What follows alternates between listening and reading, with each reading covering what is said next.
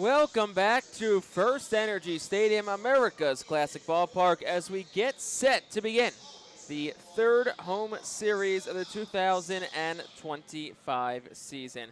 Welcome into the pregame show. My name is Jake Starr. Joining myself in just a little bit will be my broadcast partner, Bob McCool, as the Fightin Phils kick off a 6-game series tonight against the Harrisburg Senators, the AA affiliate of the Washington Nationals. And for the Fightin Phils, we look tonight to try and get off that snide a little bit. It's been an 8-game losing streak for the Fightin Phils. Tonight they'll try to flip that script a little bit and get themselves a win and get this series started off on a high note like they did 2 weeks ago when the Binghamton Rumble Ponies were in town. We also welcome in our viewers on MLB TV, as today is the MILB and MLB TV free game of the day. So if you're watching us through there, we appreciate you sticking with us on this Tuesday night. Reading and Harrisburg, first pitch coming up in about 15 minutes. We're going to step aside for a moment. When we come back, part one of our two-part interview with Phillies number 2 prospect and Fightin Phil shortstop Aiden Miller.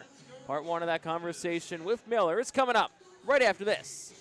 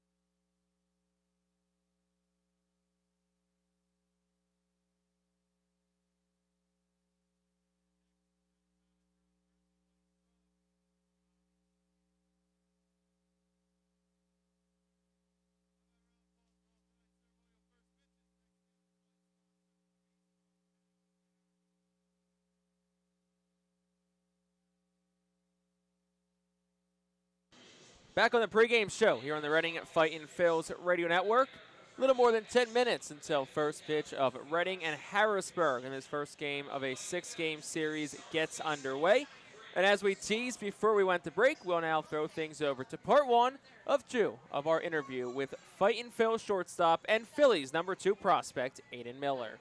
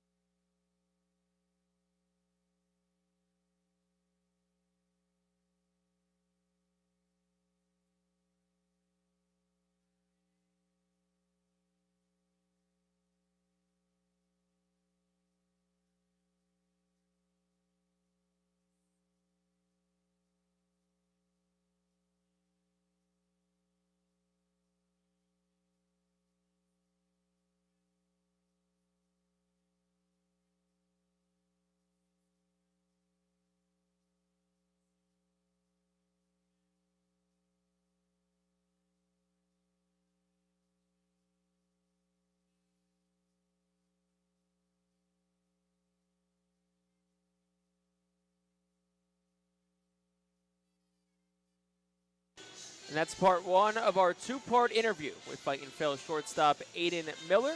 Part two will air later this week, so stay tuned to the Fightin Phillies radio network for the second half of our conversation with Aiden Miller. With that, we'll step aside again when we come back. Final thoughts ahead of first pitch up at Reading and Harrisburg here on the Fightin Phillies radio network.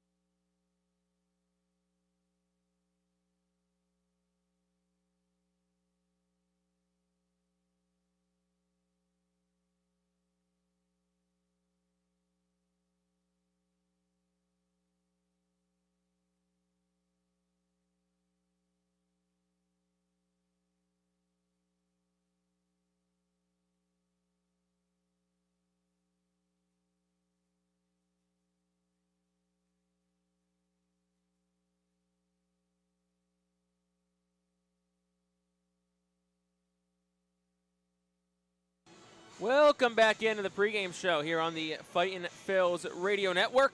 Jake Starr joined alongside by Bob McCool. It is a beautiful Tuesday evening from FirstEnergy Stadium. Reading and Harrisburg, moments away from getting underway.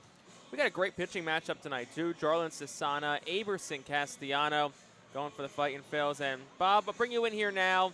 Castellano on the mound. The starting pitching for Reading, that's been the bright spot during this 8-game losing streak. So key tonight, keep that going, but you need everything else to kind of really start to click here quickly. Yeah, we kind of thought that would be a strength of this team at the beginning of this season, with a combination of Gene Cabrera and Moises Chausse and Aberson Castellano. Although coming out of spring training, they were piggybacking Chausse and Castellano just to kind of keep their innings relatively short.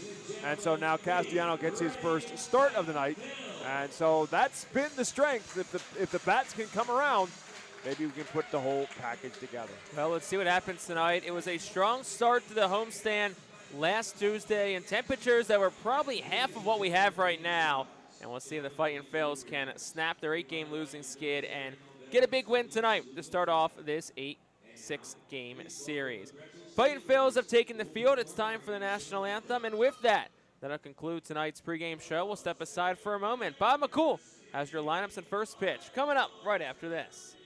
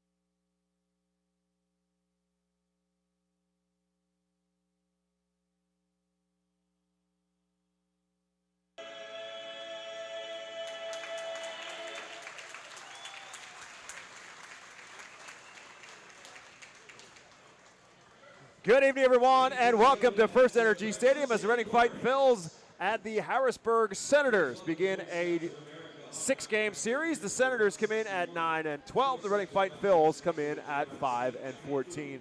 Alongside Jake Starr, my name is Bob McCool, getting you set for this first game of this 6-game matchup, which will, of course, conclude here on Sunday evening in Baseball Town as the Phils try and snap a 8-game losing streak. They went 0-4 on the road trip to Portland. Of course, the last 2 games on Saturday and Sunday were rained out, so the Phils haven't played some baseball for a little while.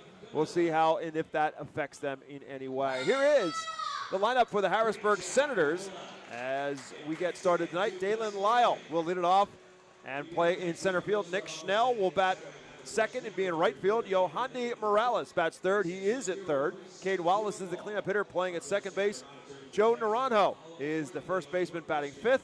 A very familiar name. And Carlos De La Cruz now with the Washington Nationals organization. Carlos playing as a designated hitter tonight for the Senators and batting in the 6th spot. Also another familiar name, kind of, sort of, C.J. Stubbs is behind the plate. Garrett Stubbs' younger brother is the catcher for the Senators.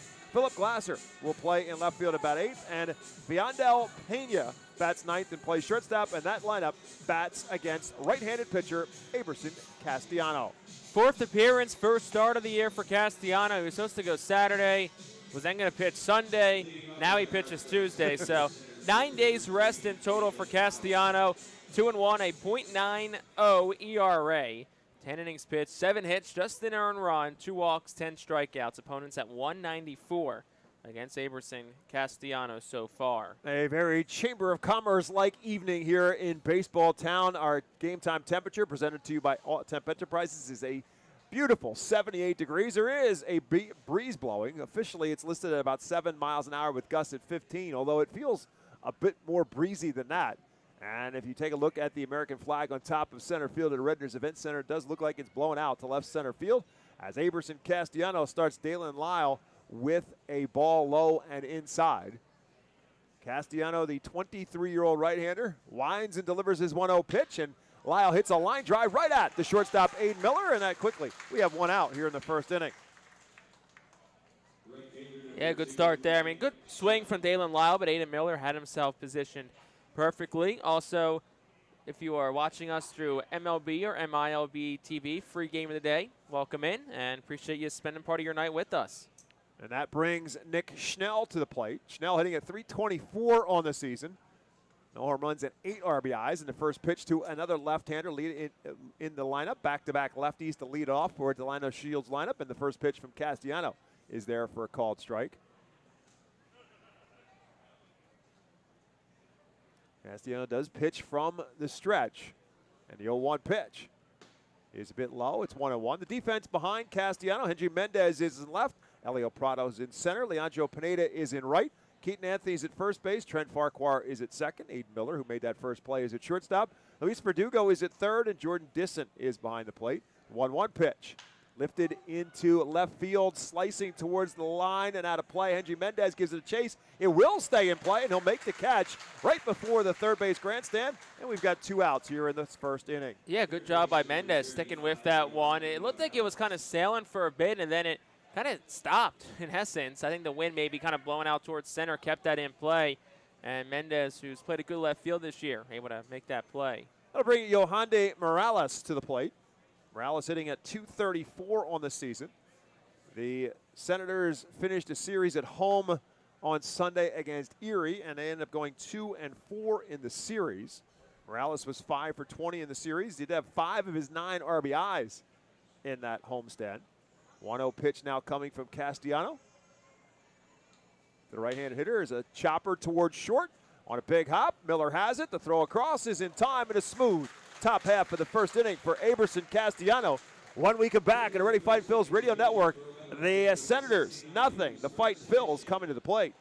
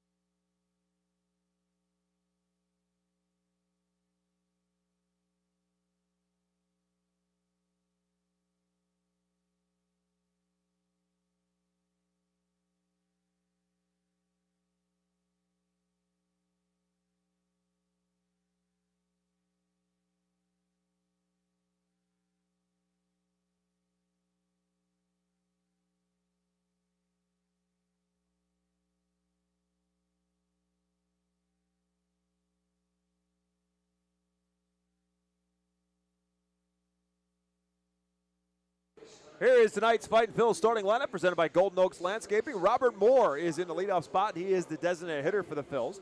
Aiden Miller bats second. Henry Mendez is in the 3 spot. Keaton Anthony back in his cleanup spot. Leandro Pineda bats fifth.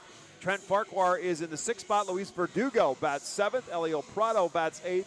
And Jordan Disson is batting 9th. That lineup facing a young right-hander, Jarlin Susana, for the Harrisburg Senators. Jarlin Susana, one of the top prospects for the Washington Nationals, came over in the Juan Soto trade a couple of years ago from the Padres. It's his 5th start. He's 0-1, a 3.38 ERA, 18 2/3 innings pitched, 15 hits, 11 walks, 26 strikeouts. Opponents hitting .227 against him. Susana is going to strike out a lot of guys. Robert Moore, as we said, will lead off. Moore's having himself a good start to this season. He's hitting at .289, a double, a couple home runs, and a team-leading 12 RBIs. Switch hitter batting left against the right-hander, Jarlin Susana, whose first pitch is there for a called strike. And Susana can bring some gas. Fastball anywhere from 98 to 100 plus on the radar gun. And an excellent slider to go along with it, and a less than highly regarded changeup. And his fastball on pitch number 2 is up and away, ball 1. So pitch 1 was 98, pitch 2 was 99. 13.6 strikeouts per 9 last year, and you see why. His heat. He's a big dude as well. 1-1 pitch. And there he comes with the slider and misses it inside. It's 2-1. I always say the harder it comes in, the harder it goes out. So if you're ready, just got to trust your hands. You get something you like, just give it a rip. And control has been a bit of an issue for Susana, although they thought perhaps that they started to get him a little bit more straightened out last year. And the 2-1 pitch is there for a called strike 2. Comes back with the slider to Robert Moore. Now he's got the count even, 2 balls and 2 strikes. Moore 2 for 12 on the road trip to Portland. Again, Phils have not played now since Friday. 2-2 pitch. Fouls that one straight back as Moore goes after the high fastball. That one 101. I think it's the first time in our 3 years that I've seen triple digits on the scoreboard. Andrew Baker might have done it. I know he had some 99s. Maybe he hit 100 at once. Right. We weren't here and Painter was here. True. 2-2 pitch again. Misses outside. It's 3-2. So Robert Moore working himself a good at bat and giving everybody a chance to see and figure out whether they can time up with it. Hey, seeing pitches. That's exactly what you want out of your leadoff hitter. See pitches, let the guys on the bench start to kind of pick up on things. 3 balls and 2 strikes.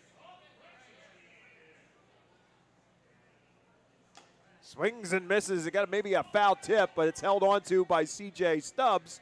And Robert Moore is a strikeout victim to start the top half of the first inning. The defense behind Susana. Philip Glasser is in left field. Dalen Lyle is in center. Nick Schnell is in right. Joe Naranjo is at first base. Caden Wallace at second. Viandel Pena is at short. Yohande Morales is at third. And again, C.J. Stubbs is behind the plate as Aiden Miller steps to the plate. Righty on righty matchup, and the first pitch is there for a called strike 1. He starts Miller with a slider. Miller at 206 on the season, a couple of doubles, a couple of home runs, and 4 RBIs. He went 4 for 16 on the road trip. A 1 pitch, up and in, ball 1. It's 1-1. So we've seen 4-seam, 2-seam slider so far, the mix from Susana.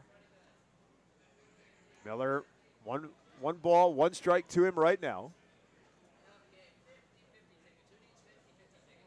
And that one just catches the inside corner. Miller didn't think so, and now it's 1 ball and 2 strikes. Slider on that particular pitch from Susana. The average at 206 for Aiden Miller. I mean, that sound all that good, but it was down low in the 100s not that long ago, so it's coming around. 1-2 pitch there is a nasty slider that gets him to chase, and that is back-to-back strikeouts now for Susana. Yeah, it's going to be a tough pitch to hit because you're gearing up for 99, and then all of a sudden Susana's going to pull the string on you and go 83 with a slider. Not really much you can do at that point if you're gearing up fastball. So that will bring Henry Mendez to the plate. Mendez at 266 on the season, 4 doubles and 5 RBIs. Left-handed hitter. One of 4 left-handed hitters in manager Al Padrique's lineup today, including the switch hitter Robert Moore. And the first pitch to Mendez is a bit low. It's 1-0.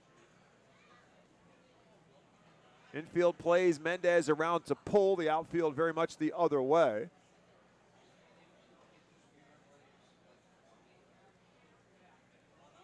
And that pitch is up high. It's 2-0. Mendez has shown, even though he's 21 years of age, he has shown a very good eye at the plate so far in his time here in Reading. Stands in at 2-0. And that one does catch the outside corner. It's 2 balls and 1 strike.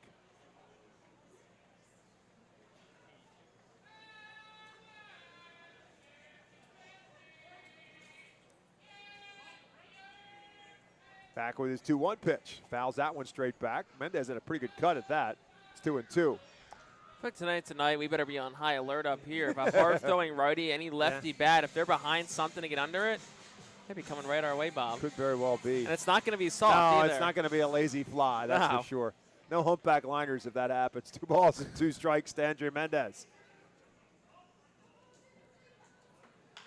Chopper up the middle, ranging to his left is the shortstop Pena on the second base side of the bag. Will make the play in time at first base for out number 3. And just like the Senators in the top half of the first, the Phils go quietly in the bottom half. No runs, no hits, no errors, and nobody left. 1 complete in Reading. It's 0-0.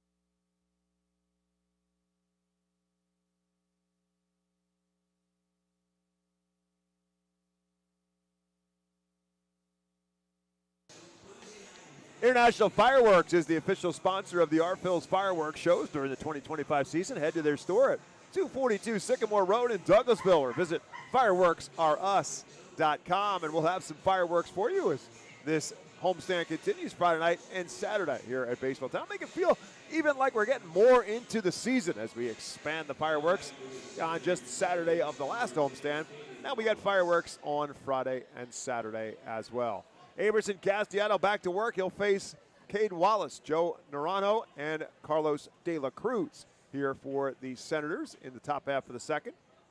Cade Wallace, number 10 prospect in the Washington Nationals organization, hitting just 187 so far. 2 doubles, a triple, and a couple of home runs, and 7 RBIs. And the first pitch to the righty is there for a called strike 1. Castellanos starts him off with a curveball. Wallace was 5 for 24 with a triple and a home run on the last homestand. This one lifted into shallow left field. Mendez has his sights set on it. He'll drift over towards the line and have plenty of room for out number 2. And it might have been a broken bat. Didn't sound good. Didn't go far, and that's 1 out. And I'll bring Joe Naranjo up. Naranjo at 250 on the season. A triple, a home run, and 4 RBIs.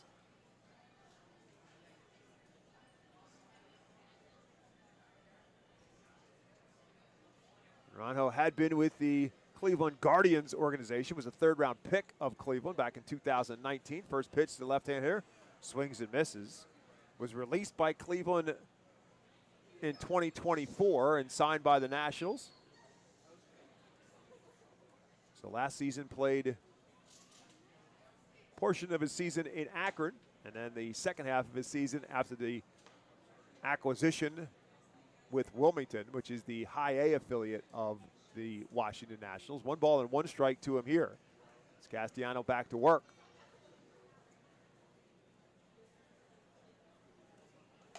And misses just a bit up high. Count is 2-1. Tyler Whitty calling the balls and strikes tonight. Ethan Gorsak is at first base. Rafael Pineda is at third in our three-man Eastern League umpiring crew. 2 balls and 1 strike to Joe Naranjo. And that's there for a called strike 2. So Castellano again hits on the curveball. It seems like we say it a lot with a left-hand hitter. Infield plays in the pull, outfield very much around the other way. And Naranjo takes that back foot slider for a ball, and it's 3-2.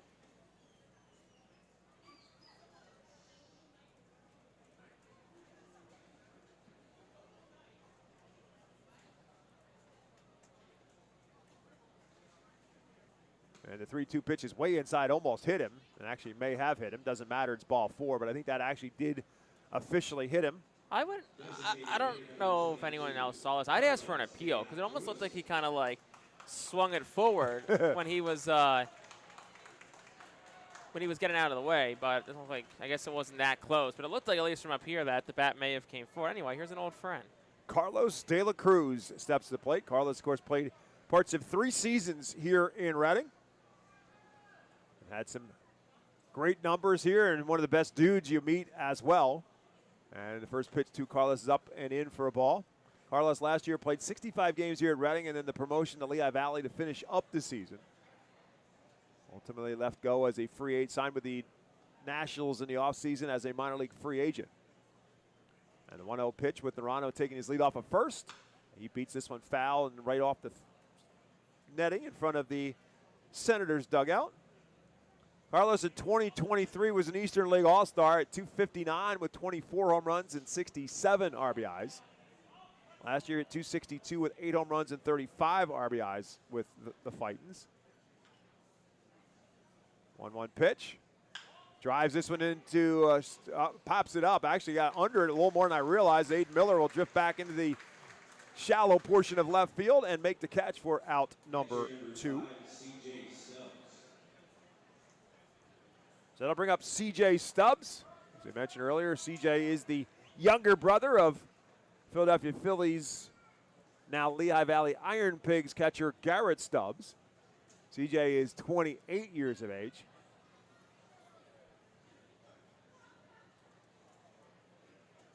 And the first pitch to the right-hand hitter is popped up.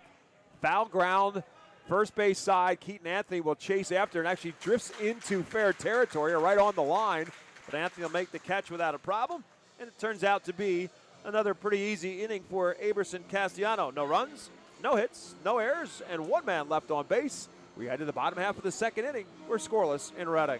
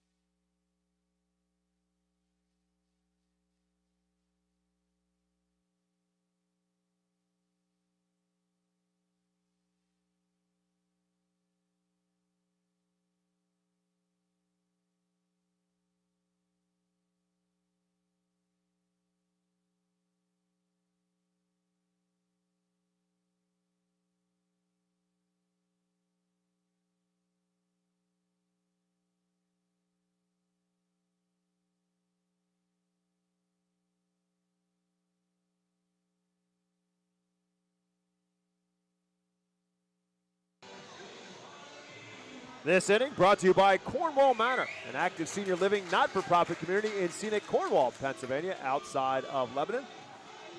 Scoreless as we head to the 2nd. Keaton Anthony, Leandro Pineda, and Trent Farquhar due up for the Phils here in this 2nd inning. Philadelphia Phillies playing the Washington Nationals, so the affiliates playing each other. And to make it a bit of a triumvirate of odd, so too are the Lehigh Valley Iron Pigs playing Rochester, which is a AAA affiliate of the Nationals. So right up and down the line from 2A up to the majors, the organizations facing each other. Kyle Schwarber with a home run in the bottom half of the 1st inning to give the Phils a 2-0 lead. As Keaton Anthony steps to the plate, Anthony went 4 for 12 on the road trip to Portland, hitting at .270 on the season. And the first pitch to him just catches the outside corner for a called strike one. Anthony with 6 doubles, a home run, and 10 RBIs. 23-year-old, shown his pedigree as a defensive player for sure. As he fouls this one, jammed on it, bounced it towards the first base side in between the Phil's dugout and the Savage 61 dugout suite. And it's quickly no balls and 2 strikes to Keaton Anthony, and he'll call time.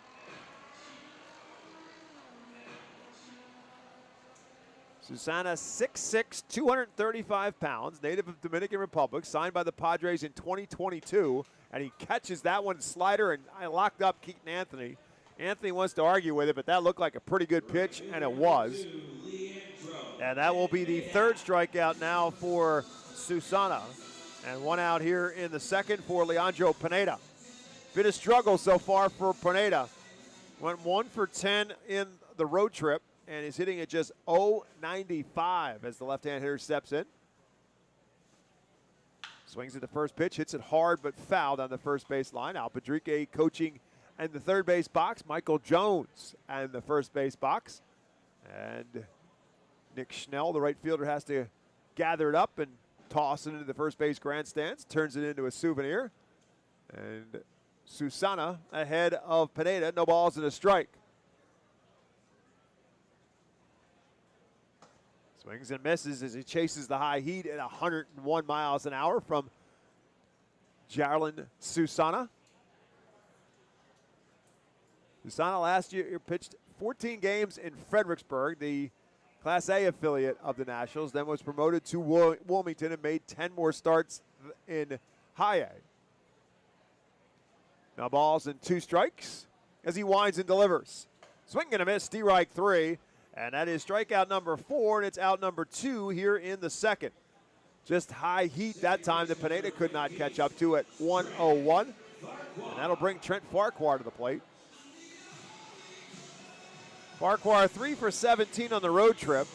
Had been a steady presence in the leadoff spot for Al Padrique, but as the batting average started to dip and Robert Moore has been a productive hitter, they've kind of flip-flopped some spots in the lineup. Trying to shake things up, trying to ignite this offense that as a team is hitting just .216 as tonight's game began. Farquhar, who does have a good eye, takes the first pitch for a ball. Left-hand hitter at .209 on the season, and it's now 2-0 to him. Farquhar with 3 doubles and 3 RBIs. Also has 15 walks to go along with it. Was among the Eastern League leaders in walks when the last home series got underway, and that one misses low, and he's quickly ahead here, 3 balls and no strikes. Got to think that he's probably going to take one here. With Luis Verdugo in the on-deck circle for the Fightins.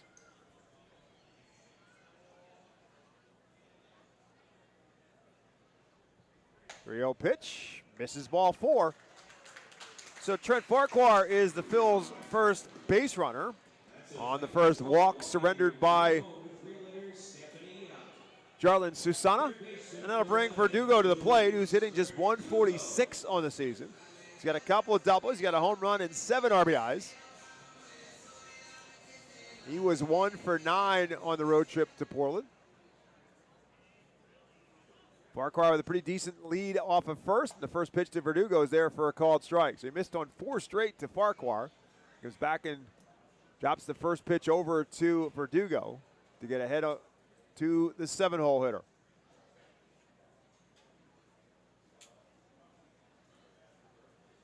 This one fouled down the first base line as he gets up and in on Verdugo, and it's quickly no balls and 2 strikes.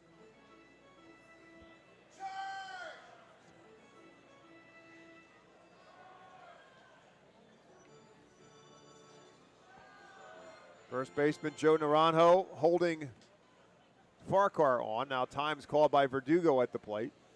The lead timeout there, and he steps back in the batter's box. 2 strikes on the batter, 2 outs in the inning. A foul tip that's held onto by Stubbs, and Susana ends up striking out the side here in the 2nd inning. for the Fightins. No runs, no hits, no errors, and they do leave one man left on base. We are through 2, and we are scoreless.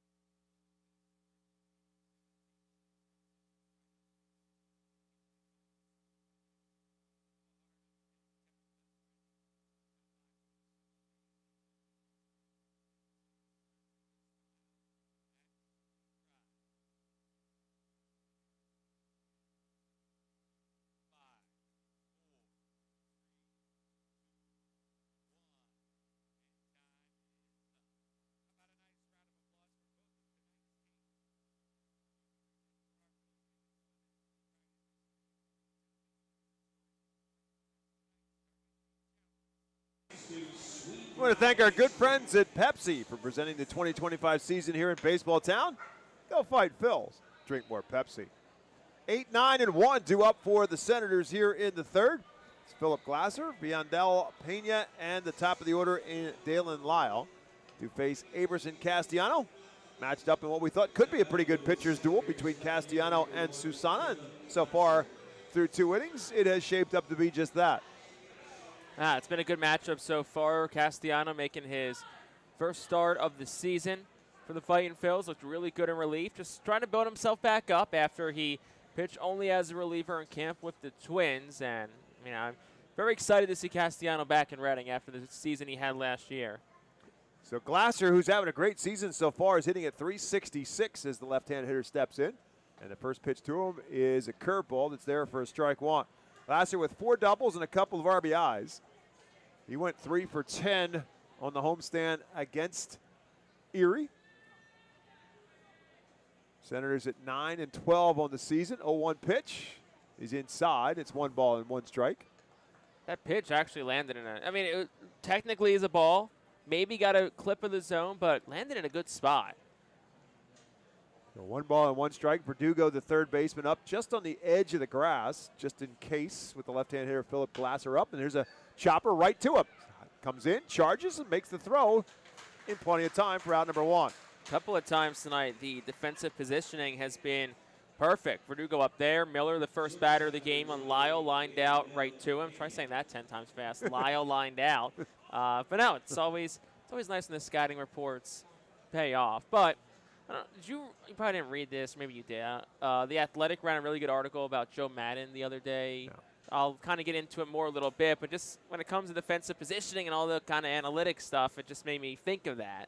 Biandel Pena now bats for the Senators, and the first pitch from Castellano is up high for a ball. Basically, the premise of the article was that in life, like baseball, it's kind of finding that balance between analytics and not just trusting it blindly, but also trusting your human instincts and your baseball instincts with certain things.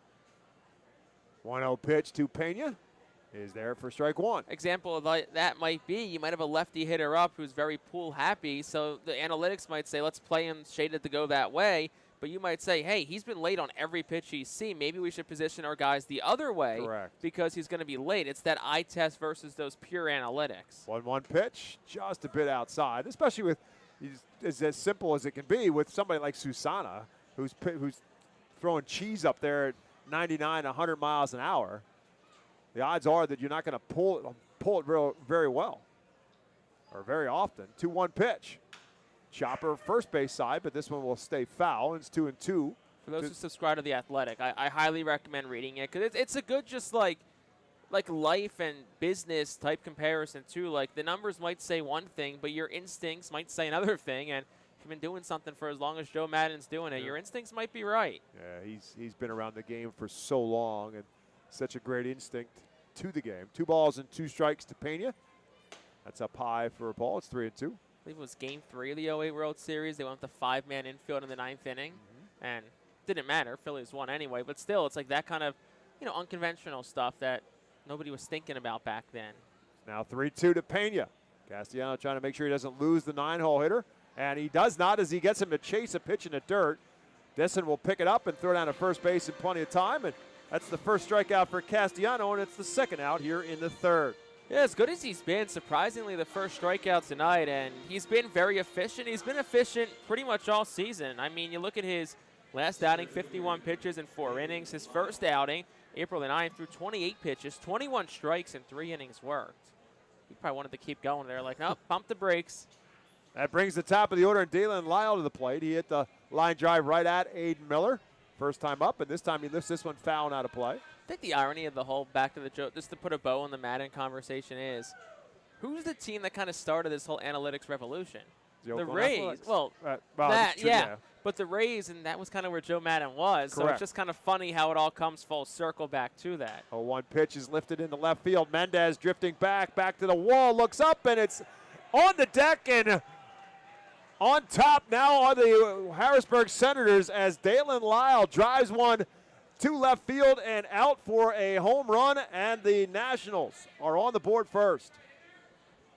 Yeah, it was a fastball, got a lot of the center of the plate, and Dalen Lyle, it was a fast fastball, 95, but he squares it up, sends it the other way, 98 off the bat, 333 feet, just enough to get over that left field wall, nothing Hendry Mendez can do.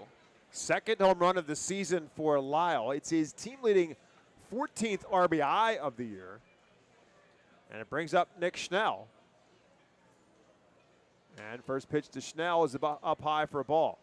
Lyle and Schnell both had great series against Erie. Lyle had 9 hits, 3 of them extra base hits, a double and a couple of triples. Now adds a home run here in his second at-bat in this series.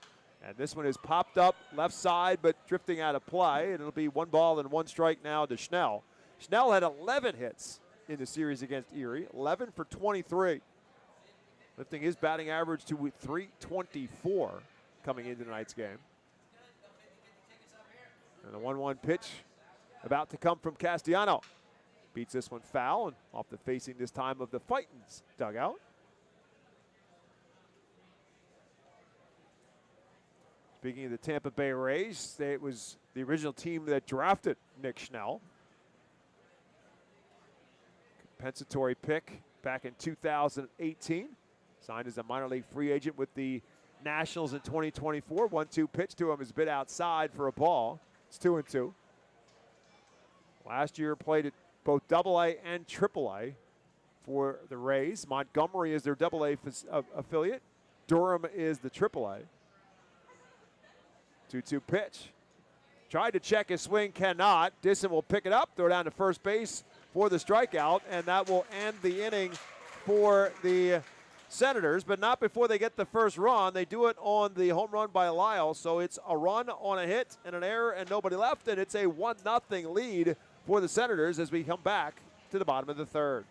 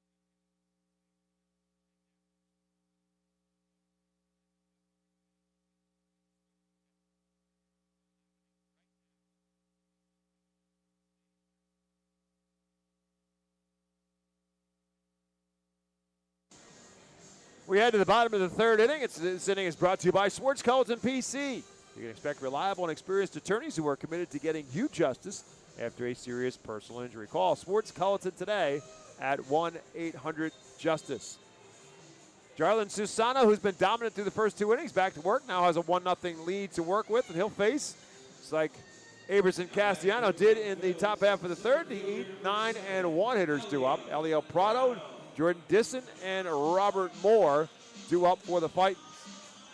Prado at 207 as he steps in. A couple of doubles, a home run, and 8 RBIs. Jake mentioned it earlier. Susana acquired from the San Diego Padres in the Juan Soto deal, a deal that continues to give for the Washington Nationals, as this one is fouled straight back. In that trade, the prospects that the Nationals got back for Juan Soto included Mackenzie Gore, who's starting tonight at Citizens Bank Park against Zach Wheeler. Same matchup as it was on opening day in Washington. 0-1 pitch to Prado. Off-speed pitch. He's way out in front of it. No balls and 2 strikes. Mackenzie Gore, C.J. Abrams, who's been the starting shortstop for the Nationals the last couple of seasons. James Wood, who might be one of the more impressive younger players who rocketed through the Nationals organization. This one is outside to Prado. It's 1-2. And Robert Hassel, who is right now at AAA Rochester. Hassel has a ton of potential, wasn't really cracked through as a hitter. Defensively, he's pretty solid. And then the young pitcher that they wasn't a whole lot known about was Jarlin Susana. 1-2 pitch, and that's way outside. So you've already got 3 guys who are playing for the Nationals, with another in AAA in Hassel. And this young man who's just 21 years of age, again, 6'6", 235, with cheese that has already registered as high as 101 on the FirstEnergy radar gun. 2 balls and 2 strikes to Prado. This is outside. The count is full. I mean, if you're the Nationals, if you're the Padres, think of how much you gave up for a rental for 2.5 months, and you didn't even win the World Series. Correct. There we remind people who they lost to in the playoffs that year. That's correct. 3 balls and 2 strikes. Swing and a miss, strike 3. Strikeout number 6 for Jarlin Susana. Pitch was so fast. I think it was 102, but it came up on the board as 0-2. Yeah. 101.7, the official number. We may have found out the limit of the radar gun at FirstEnergy Stadium. 101 might be the limit. Jordan Disson now will bat. Disson in a good series in Portland was 4 for 10, has the batting average now at 300. And the first pitch to him is there for a called strike 1.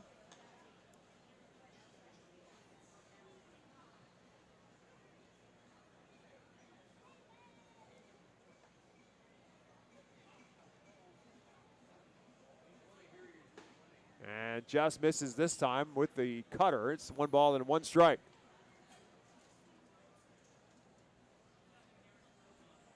Just reading a little bit about Susana. One of the things they felt is if they've gotten to him to repeat his mechanics a little bit more. As Disson tries to hold up and cannot, it's 1-2. And they feel as if now that he has begun to repeat his mechanics a little bit more often, his control has been better. He walked 30 in 14 starts at Fredericksburg, and then when it kind of kicked in for him at Wilmington, he walked 18 in 10 games. 1-2 pitch. That's in the dirt. It's 2-2. But if you look at the total numbers for him a season ago, 157 strikeouts and 48 walks. I think you'd take that ratio. I'd say so. He's got 6 strikeouts and a walk so far in this one, and 1 out here in the 3rd. And he's 2 balls and 2 strikes on Jordan Disson. Fits this one foul and out of play. Stays alive at 2 balls and 2 strikes. Nice catch by a fan off a ricochet of a seat. Came right back to him and made the catch with 1 hand. Disson back in the box and delivery. And misses just a bit. It's 3-2. Again, Disson able to hold up on his swing. So he was 3-2 on Elio Prado. Now he's 3-2 on Jordan Disson to start this 3rd inning.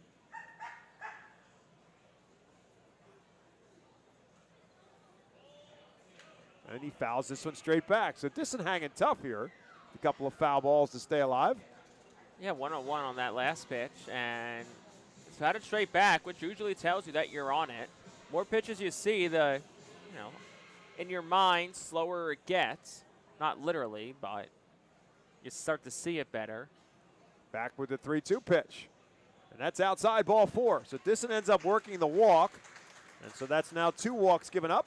And Jordan Disson is a 1-out base runner for the top of the order, and Robert Moore. Really good plate appearance from Jordan Disson. Was talking to him earlier today, and he said he feels really good right now. He had a really good week in Portland. He hit 400 over the 4 games up north, and he feels good. He's confident. I think he's really starting to adjust to Double-A pitching, and you're seeing those results. So this will bring Robert Moore to the plate. Moore battled Susana to start the game, but ultimately struck out on a high fastball, and the first pitch to him is a fastball that's over for a called strike 1. Disson takes his lead off of first, and not a very big one. And Moore swings and fouls this one right on a one-hopper right back to Aid Miller in the on-deck circle. Who fielded it cleanly, too. Yeah, he did.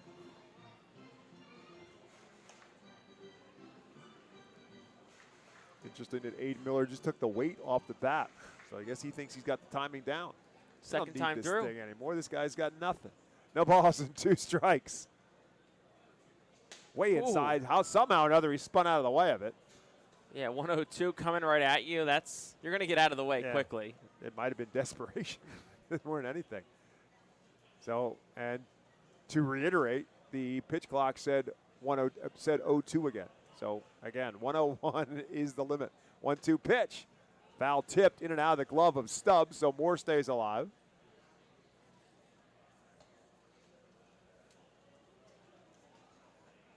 This is not much of a threat to run here with the Phils down 1-0 here in the bottom of the 3rd.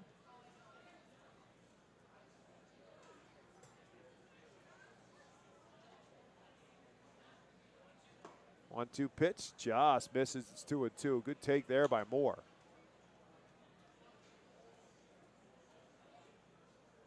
Third baseman Morales way off the line, almost playing a deep shortstop right now against the left-hand hitting Robert Moore. 2 balls and 2 strikes. That's way up high. It's 3-2. So if you're Moore, you got to be thinking he's got to come in with something, and he's probably got to come in with a fastball, which, okay, you know what's coming if you can time it up.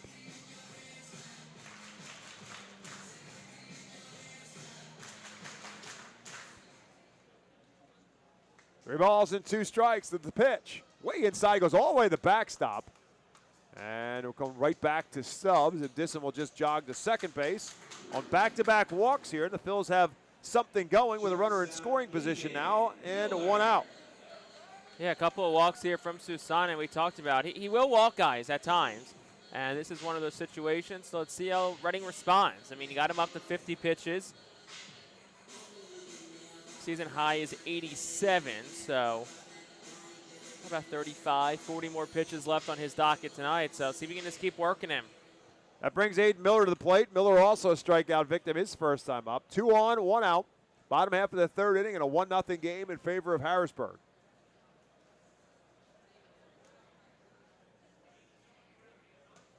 And Miller started and stopped, but it was a called strike. How about this, Bob? Johan Rojas, solo home run for the Phils. There you go. Johan is seemingly putting it together with the bat. Now a little conversation between Stubbs and Susana in between pitches.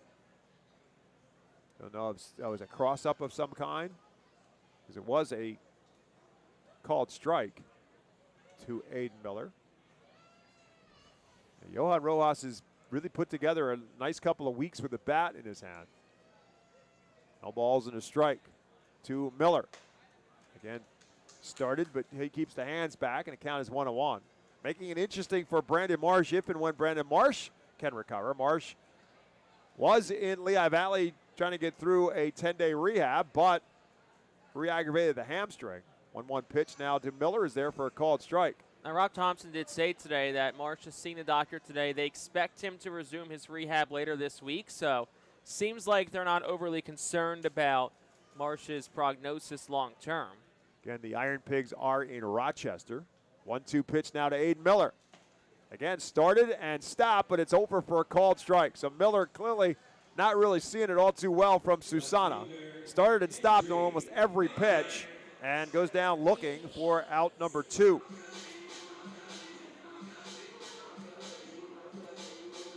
So with 2 on now and 2 out, Henry Mendez will bat. Mendez grounded out to short his last time up on a chopper up the middle. And he lines this first pitch into left field. Glasser going back, and it's over his head and off the wall. 1 run will score as Mendez will roll into second base with a stand-up double, and we have a tie ball game at 1-1. I feel like Hendry Mendez is one of the best pure hitters that we've had a chance to see so far this year. He gets a slider, it's out over the plate. He just waits back on it, doesn't do too much, and he sends it the other way over the wall. Got a little bit of wind carrying it out that way, and picks up RBI number 6, double number 5. Pretty good play by Philip Glasser to get it in and keep Robert Moore from being able to score on it as well. As Jordan Disson scores easily, Mendez is at second base. Moore now with third and 2 outs. Tie game and a chance for the Phils to take the lead here if Keaton Anthony can come through. Anthony, strikeout victim, his first time up. And he takes the first pitch on the outside corner for a called strike 1. So the Phils get the run back that Harrisburg scored in the top half of the first, and now trying to take the lead for the first time here in the bottom half. And good wheels on the base paths as well.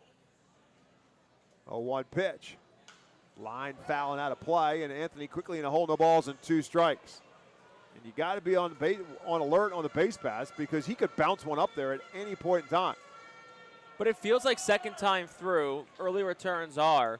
Fightin hitters are definitely seeing it better, working better at bats, which is what you like to see. Anthony now in an 0-2 hole. Chopper right side. First baseman Norano needs Susana to cover, and he gets there in time for the third and final out in the inning. For the Phils in the third, 1 run. They did it on 1 hit, no errors, and they left 2 men on base. After 3, it's Harrisburg 1, Reading 1.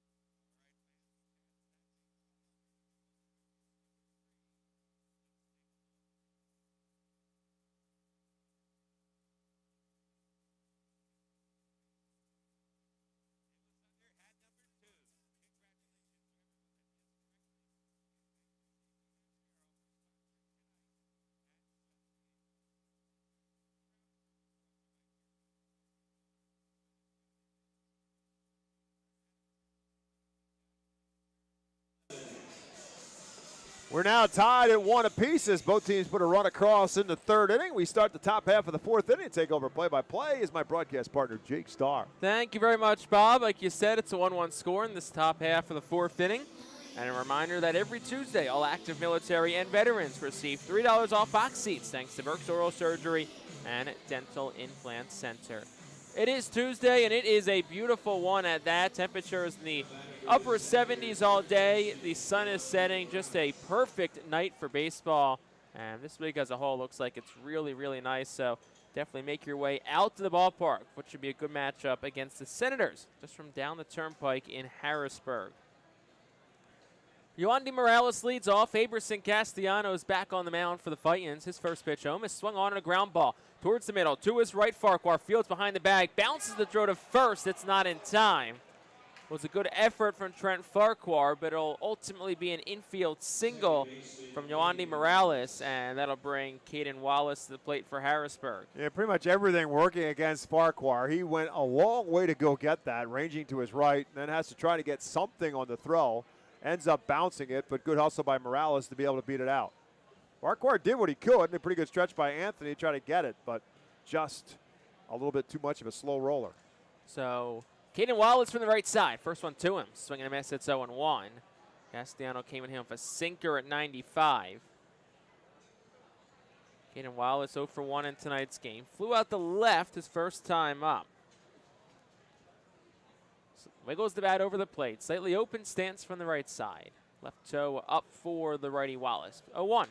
Swung on, fouled back off the netting behind home plate. Count goes 0-2 quickly.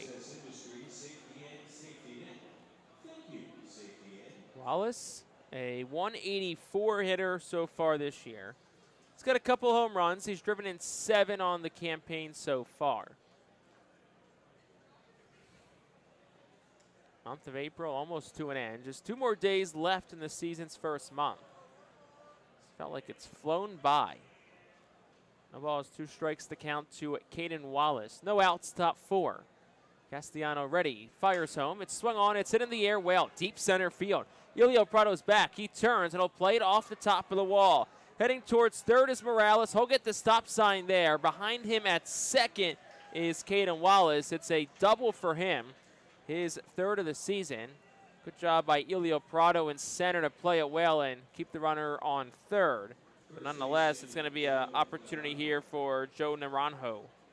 Yeah, interesting to see. Looks like Oscar Salazar is coaching at third base for the Senators. And he put up the stop sign, even though by the time Prado got on, it didn't get a great bounce off it. Hit off the top of the lower padding on the first row of signs on the Redners Event Center. So it kind of hit a soft bounce, and Prado had to go pick it up. And Morales gets the stop sign at third, but with nobody out, obviously erring on the side of caution. Infield up for Reading. Naranjo is in. Castellano fires the lefty. He checks his swing, makes contact with it, and shoots it off the netting above the Harrisburg dugout on the third base side. So it looks like the Senators have flip-flopped their coaches. Delano Shields, the manager, is coaching at first base, with Salazar coaching at third. Naranjo was hit by a pitch his first time up tonight. 0-1 to him. Swung on, in on the hands, and it's fouled. It's 0-2.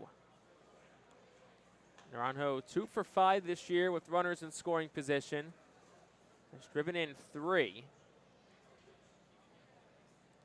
Second-year member of the Nationals organization. Signed with them mid-season a year ago. 0-2, the count to him. Men on second and third, no outs. Pitch, bit up and in. Fastball at 96. It's 1-2 to the lefty.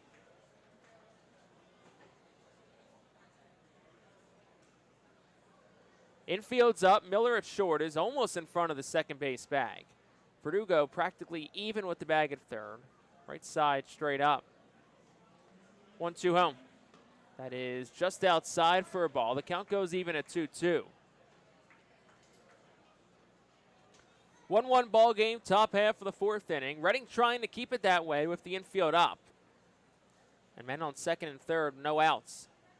Aberson Castellano, the righty, will come ready at the letters. And the delivery. That's up again, 3-2. Cranked it up to a 95-mile-an-hour fastball. Naranjo overall, 250 hitter. Does have a home run. 4 runs driven in this season. Got a couple out there for him. Castellano ready at the letters. And the 3-2. Curveball over for a called strike 3. Excellent pitch from Aberson Castellano. Gets the first out of the inning, and that'll bring Carlos De La Cruz to the plate. Well, you've heard the term lock him up with a curveball, and that was as good of a job by Castellano. And Disson with calling the pitches. But the decision to come with a curveball 3-2, it was obviously not something that Joe Naranjo was looking for. Infield stays up for De La Cruz. 1 out in this 4th inning. Open stance from the right side for Carlos. First pitch, big. Swing and a miss. It's 0-1. De La Cruz, of course, a familiar face here to Reading. Came up to the Fightin Phillies in 2022. Spent all of 23 here. Led the Eastern League in hits that season. Then spent about half of last year in Baseball Town. And the 0-1. Swung on a line drive. Fair ball down the right field line towards the corner. Morales scores. Wallace around third. Hull score. Fishing it out of the corner was Pineda and Wright. His throw to second on a hop, but Carlos De La Cruz in safely. And the old Fightin Phil haunts his old team. It's a 2-run double for him. And Harrisburg's back on top. It's 3-1. Certainly got to feel good for Carlos De La Cruz in his first game back here in Reading. And it was a pitch that he just kind of inside-outed it and hit it in a perfect spot with Anthony playing off the line. Of course, De La Cruz is a right-handed hitter, so Keaton Anthony playing off the line, and Carlos painted into the grass in right field. And as soon as that hit green grass, the go sign was up for Caden Wallace, the runner at second base. No problem for him to score, and a big 2-run double for Carlos De La Cruz. First pitch to C.J. Stubbs, a curveball in for a strike. It's 0-1. was double number 2 for De La Cruz, RBI number 6 and 7. It was a slower start to the year for him, but he's heated up as of late. And the 0-1 swung on and lofted foul. It's 0-2. It was the same for last season. Carlos had a really tough start to last season. And from May 1st on, though, was really good. But April was a down month for De La Cruz.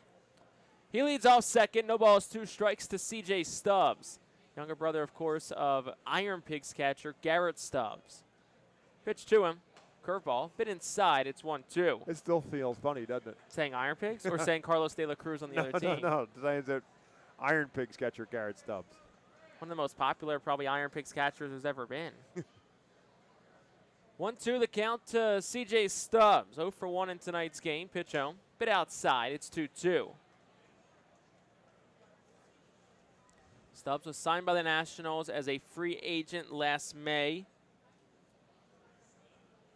After signing with Washington, spent the rest of last year in Harrisburg. 28-year-old opens up with the Senators again this year. 2-2. Swung on, fouled straight back. It'll stay 2 balls and 2 strikes. 1 gone, top of the 4th inning. 3-1 our score. Harrisburg's on top of Reading.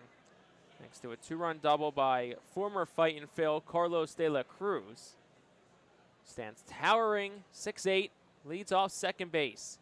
2-2. Stubbs swings, hits it in the air, pretty deep towards right. Pineda's back, will curl in front of the warning track, and he'll make the catch. Couple of steps in front of the wall. De La Cruz tags second to third. He'll get there standing up. So it's a productive out for C.J. Stubbs, Carlos De La Cruz to third, and with 2 outs, that'll bring Philip Glasser to the plate.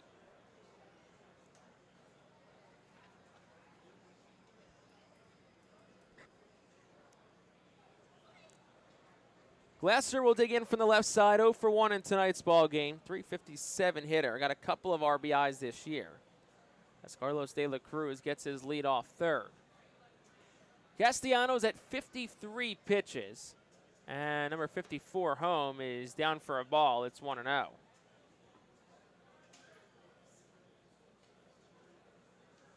Glasser, a 25-year-old, drafted by the Nationals in 2023, 10th round out of the University of Indiana.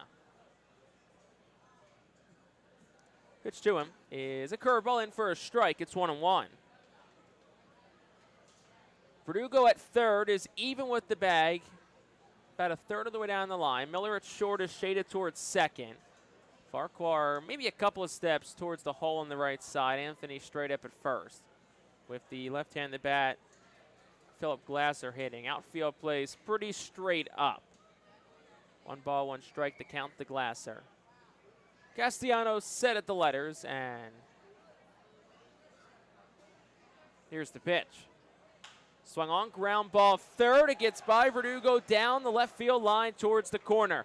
De La Cruz trots home, he'll score. Into second goes Glasser, and it's a 2-out RBI double for him. The Senators extend their lead. It's 4-1. Well, again, that's good piece of hitting by Glasser. He didn't try to do too much with it. He just went the other way with it. Verdugo was just far enough off the line that he couldn't have any impact on it. So it was the right spot, and it ultimately brings in another run with yet another double. So that'll bring Brad Bergeson out of the dugout for the Fightin Phils. It's kind of a shame for Castellano because neither double was hit particularly hard. They were just ground balls that found good spots down the line. Guys basically slapping it and going the other way. De La Cruz. The second two, obviously Wallace hit it well off the wall. The two that resulted in runs. Correct. But you put yourself in a tough spot, and even if you think about it, I don't know if it makes a difference on it, but if the infield's not up, Keaton Anthony might be in a better position to get the ball off the bat of Carlos De La Cruz. Maybe not, but nonetheless, that's the reality of having the infield up, trying to cut off a run. And so Castellano faces some adversity here for the first time. Really the first time this season he's faced adversity. Just 1 earned run allowed over 10 innings entering tonight. So Brad Bergeson back to the dugout for the Fightin Phils. Vialdel Pena is the batter for Harrisburg. There's 2 outs in the top of the 4th. 4-1 Senators on top. And Philip Glasser leads off second as the lefty Pena digs in. And the first one home is up at the letters for a ball. It's 1-0. Pena, an 0-8-0 hitter. He's 0 for 1 in tonight's game. Struck out back in the second. And the count's 1-0 to him. And the pitch home. That's a curveball in for a strike. It's 1-1. Feels that curveball has been on tonight from Castellano. Pretty much able to drop it in on command. Yeah, he has been able to spot that pretty well.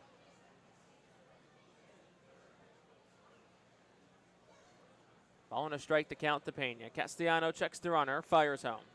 Another curveball, another strike. It's 1-2.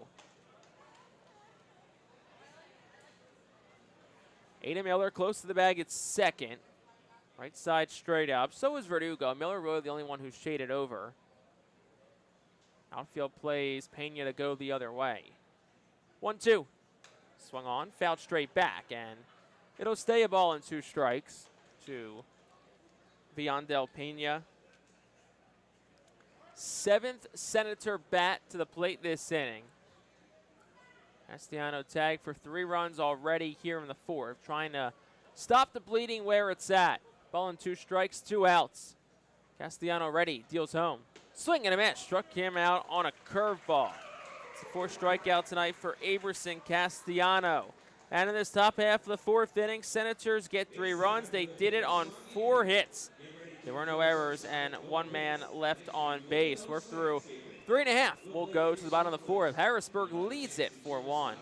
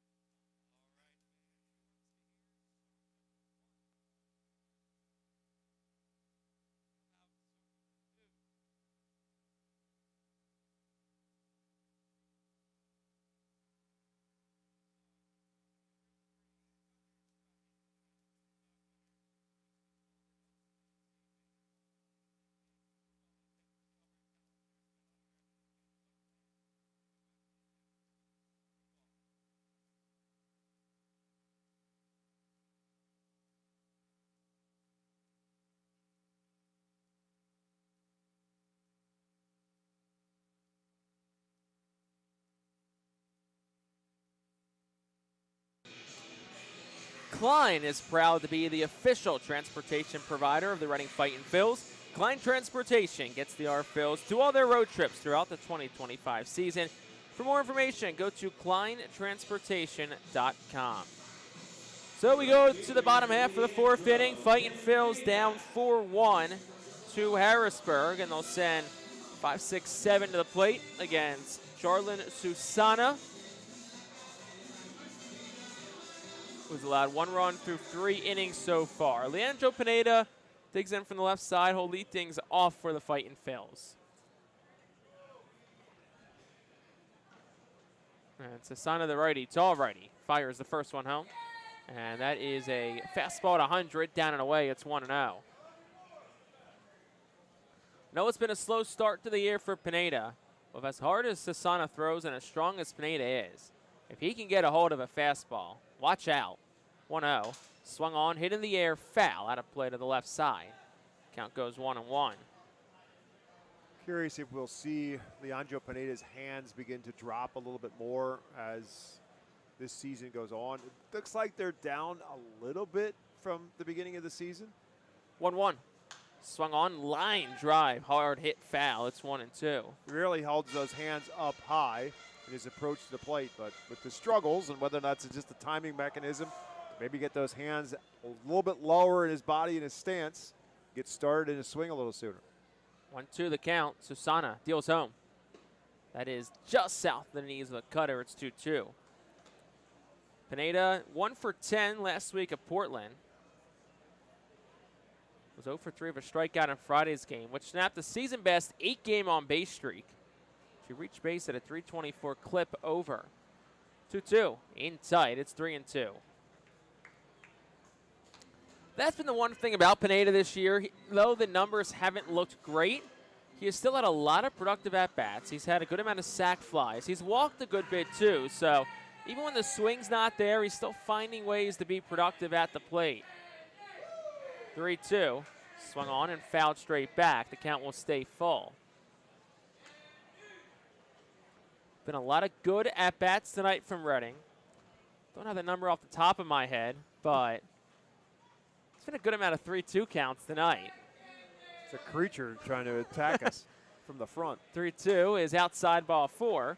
And there's a walk to Leandro Pineda. The fourth one issued to by Susana tonight. Here's Trent Farquhar. Yeah, Evil Candy. And I was going to say a creature with some really gnarly teeth.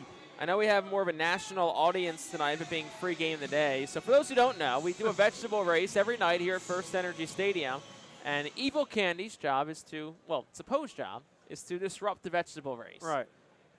First pitch home. Farquhar swings, hits it well, left center field. Lyle goes back along with Glasser, leaps, and it's gone! Trent Farquhar gets his first AA home run. A hot shot to left center field, and the Fightins are fighting their way back. It's 4-3. Well, no doubt about it. That was wind-aided, but Farquhar doesn't care. We thought the Dalen Lyle home run might not clear it. We thought maybe that was off the fence, but the wind helped sail that one onto the deck in left field. Well, that one was well hit by Farquhar, and the question was whether or not it was going to hold up or get in the gap. Well, it didn't either. As the wind continued to sail it out, it hit the top of the fence and it bounced in to the Fightin' Phil's bullpen, and the Phils are indeed right back in it. 4-3 our score, 382 feet from Farquhar. First pitch to Verdugo, ground ball down the left field line towards the corner. Verdugo jets around first, wheels to second, thought about third for a second, but he'll put the brakes on there. So it's a double for Luis Verdugo, his third of the season, and all of a sudden the Fightin' Phil's bats are in business. Well, look, you talked about it, Jake, and it's the reality of this game that professional hitters are going to time up a pitch. Doesn't matter if it's 98, if it's 102. It's not easy, don't get me wrong, but eventually, if once they see it a little bit and they can time it up, and Verdugo was out in front of that, and that was a fastball from Susana, but Verdugo thinking he's going to get a first pitch fastball, and he pulled it down the line. Both the home run and the double were fastballs. Yep. So, as I said, second time through, the at-bats have looked really good. Susana steps off. So anyway, we do a vegetable race. Evil Candy is supposed to disrupt the vegetable race. Evil Candy is a rather interesting-looking individual. Has great teeth, great hair. First pitch to Prado is down 1-0. And he just kind of popped up like a jack-in-the-box here in the booth. I didn't get startled. I don't know if Bob might be shaking a little bit. No, I'm good. I just don't like the teeth. I mean, he's supposed to disrupt the vegetable race, not the broadcast. 1-0 is up towards the head of Verdugo of a fastball. He thankfully ducks out of the way of it. It's 2-0. Yeah, we said that earlier about Robert Moore. Somehow or another, he was able to get out of the way of that. That one was even more so. Al Patrica just kind of came back in and said to Prado, "You okay?" I mean, it's more startling than anything. Yeah, absolutely. That's exactly. It's not is he okay physically? Is he okay mentally? You got to go back. You got to step back in the batter's box before that happens. A little bit of a meeting on the mound right now between the third baseman Morales, the shortstop Pena, and the catcher C.J. Stubbs, with Jarlin Susana, probably to just settle the young pitcher down. I think a lot of it's just try and calm the kid down. Yep. 21-year-old in a bit of a jam here. 2-0 the count to Prado, and the pitch is off the glove of the catcher Stubbs. It's a ball. Up to third goes Verdugo on what will likely be a pass ball. I mentioned this when the Phils had the runners at second and third last inning, that you got to get there, and it's important to be there because of what could happen with Susana pitching. Again, he can unhurl one and it goes all the way to the backstop. He's done that already tonight, or it's just that simple. Because of the movement, because of the pitches that he's throwing, that it can go in and out of the glove of the catcher, and here's a chance now with a tying run at third base and nobody out. 3-0 is down ball 4.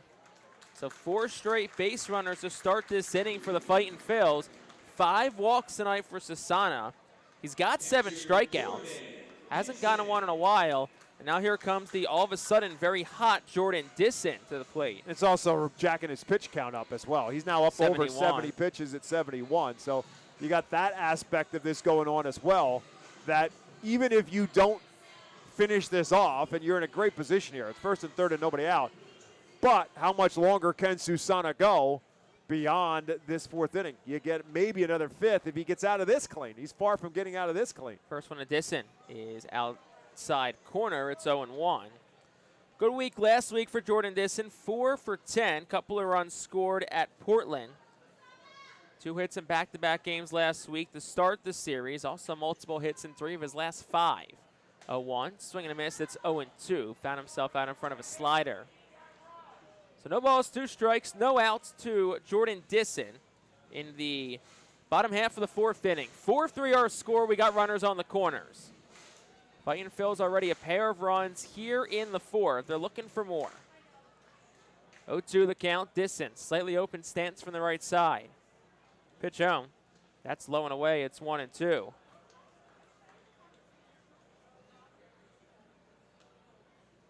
Harrisburg's playing the turn 2. So at that point, if you're Disson, you just got to get something in play. You got to make contact. I mean, you don't want to hit a double play, but if you got to make contact. I mean, that's easier said than done when a guy on the mound's throwing triple 101. digits. Right. Everyone's back except for Naranjo at first. 1-2. Disson swings and he fouls it back. It stays 1-2. So does Al Padrique send Elio Prado just to try to keep him out of that double play? Prado 2 for 3 on the base pass this year. He's not stolen a base since early in the season, though.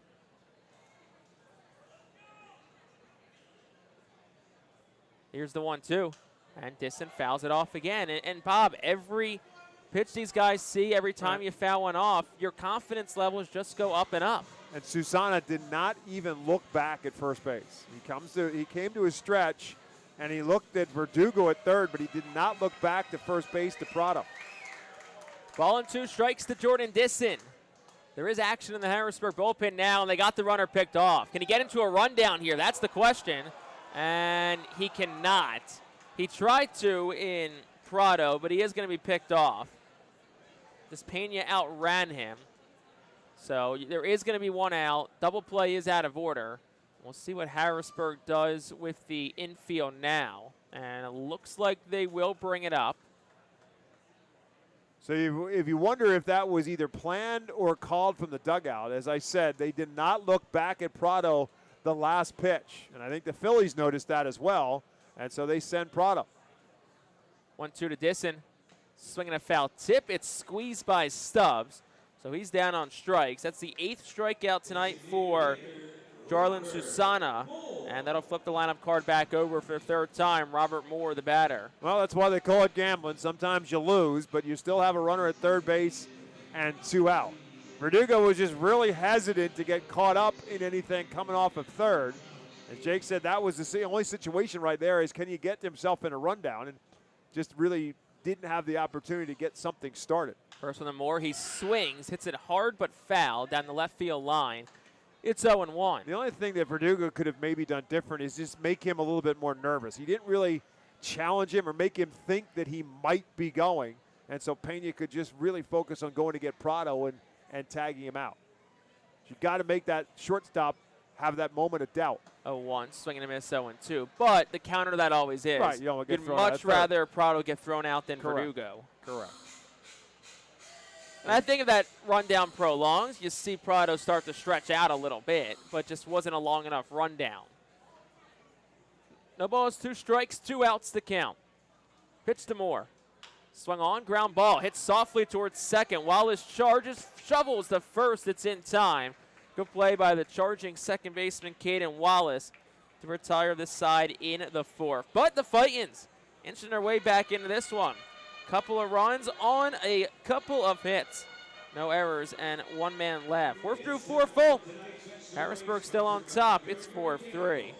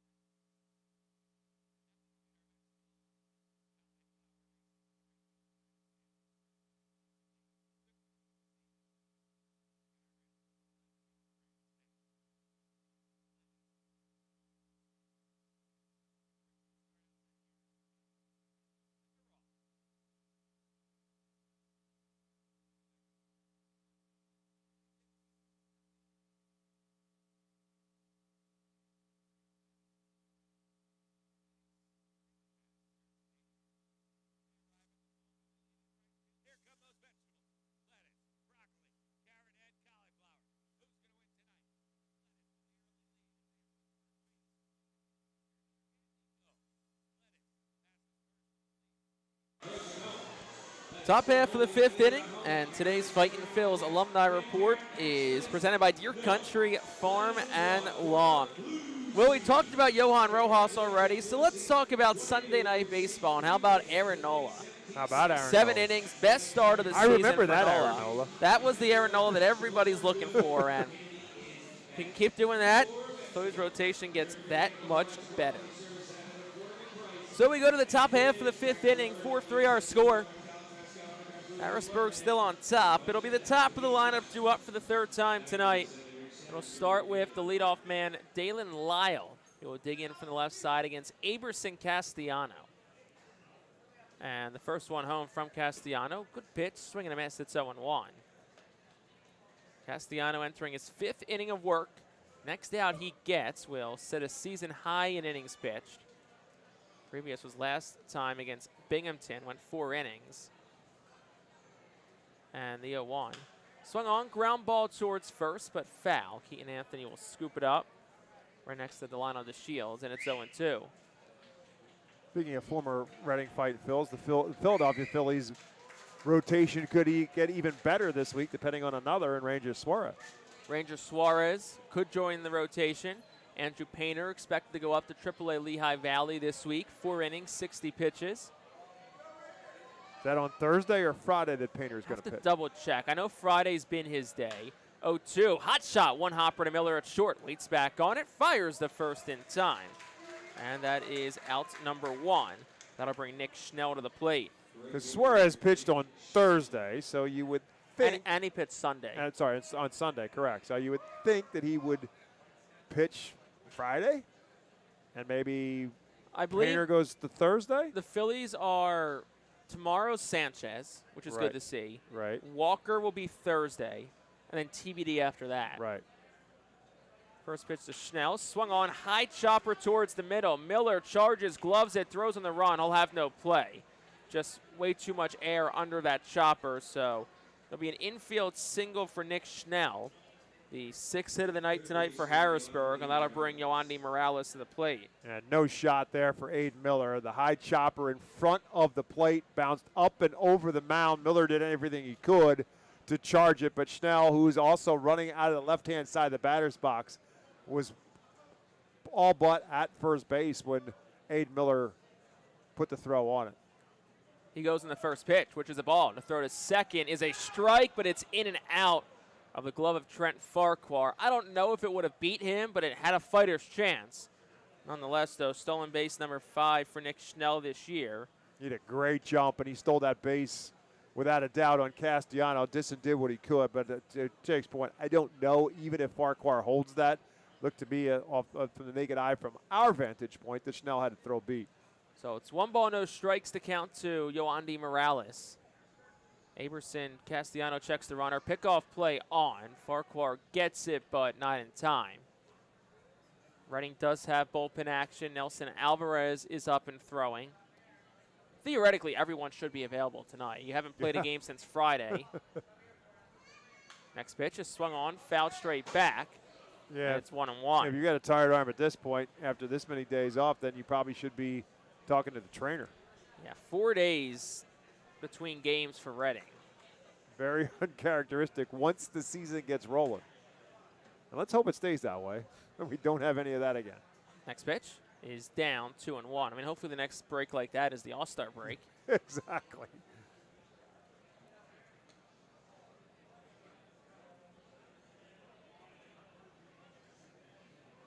Two balls, 1 strike. The count to Yoandy Morales. He's 1 for 2 today. Singled and scored a run back in the 4th.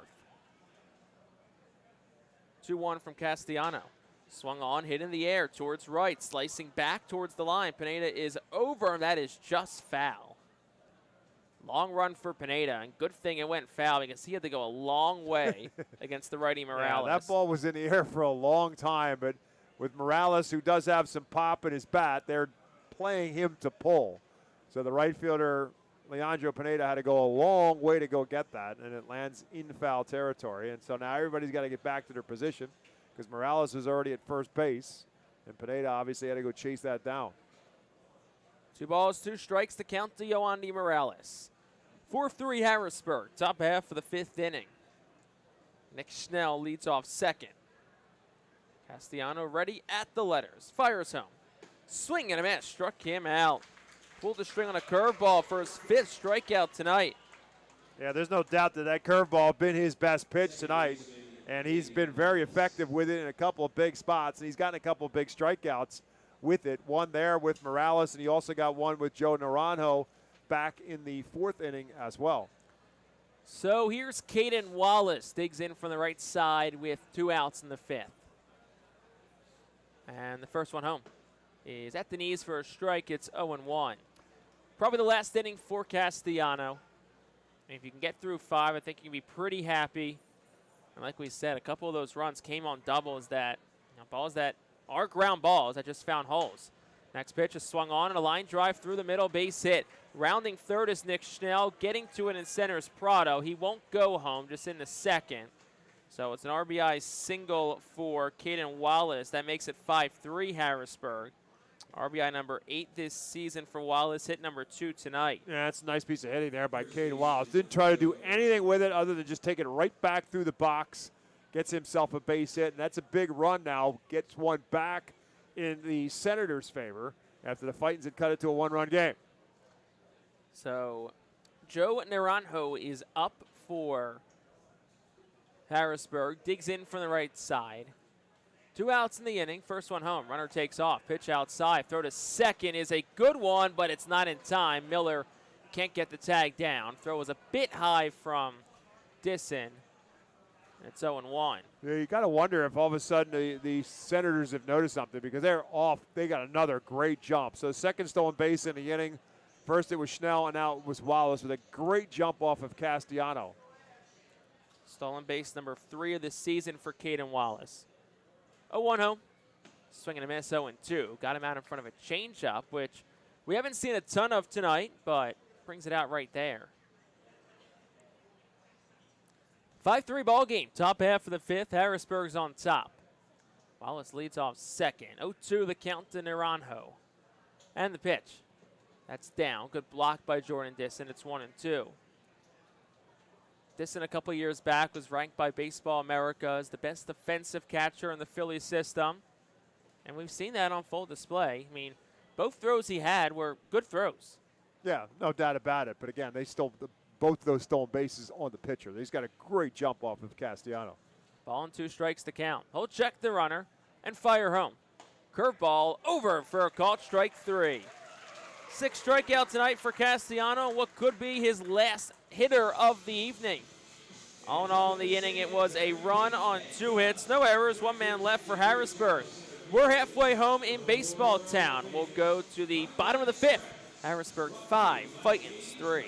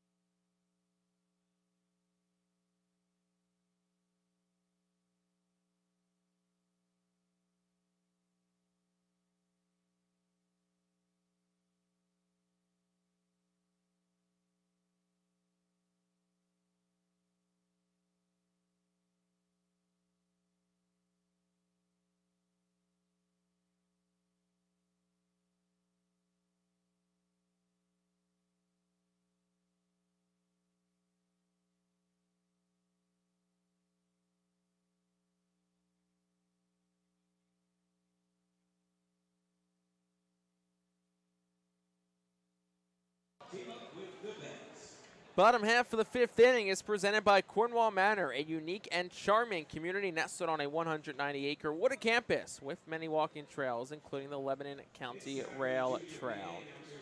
2-run lead for Harrisburg. It's 5-3 in this bottom half of the 5th inning.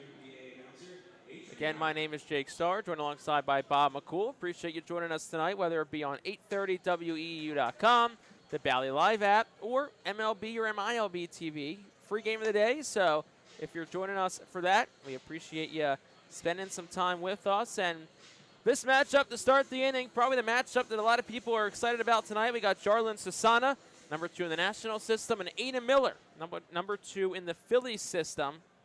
Susana has had the best of him so far with 2 back-to-back strikeouts. First pitch to Miller. He will take it, and they'll peel. Say no swing is Ethan Gorsak at first. And what Aiden Miller did there, he did on every pitch he saw in the last at-bat. Started and stopped. Sometimes he did, and sometimes he did not.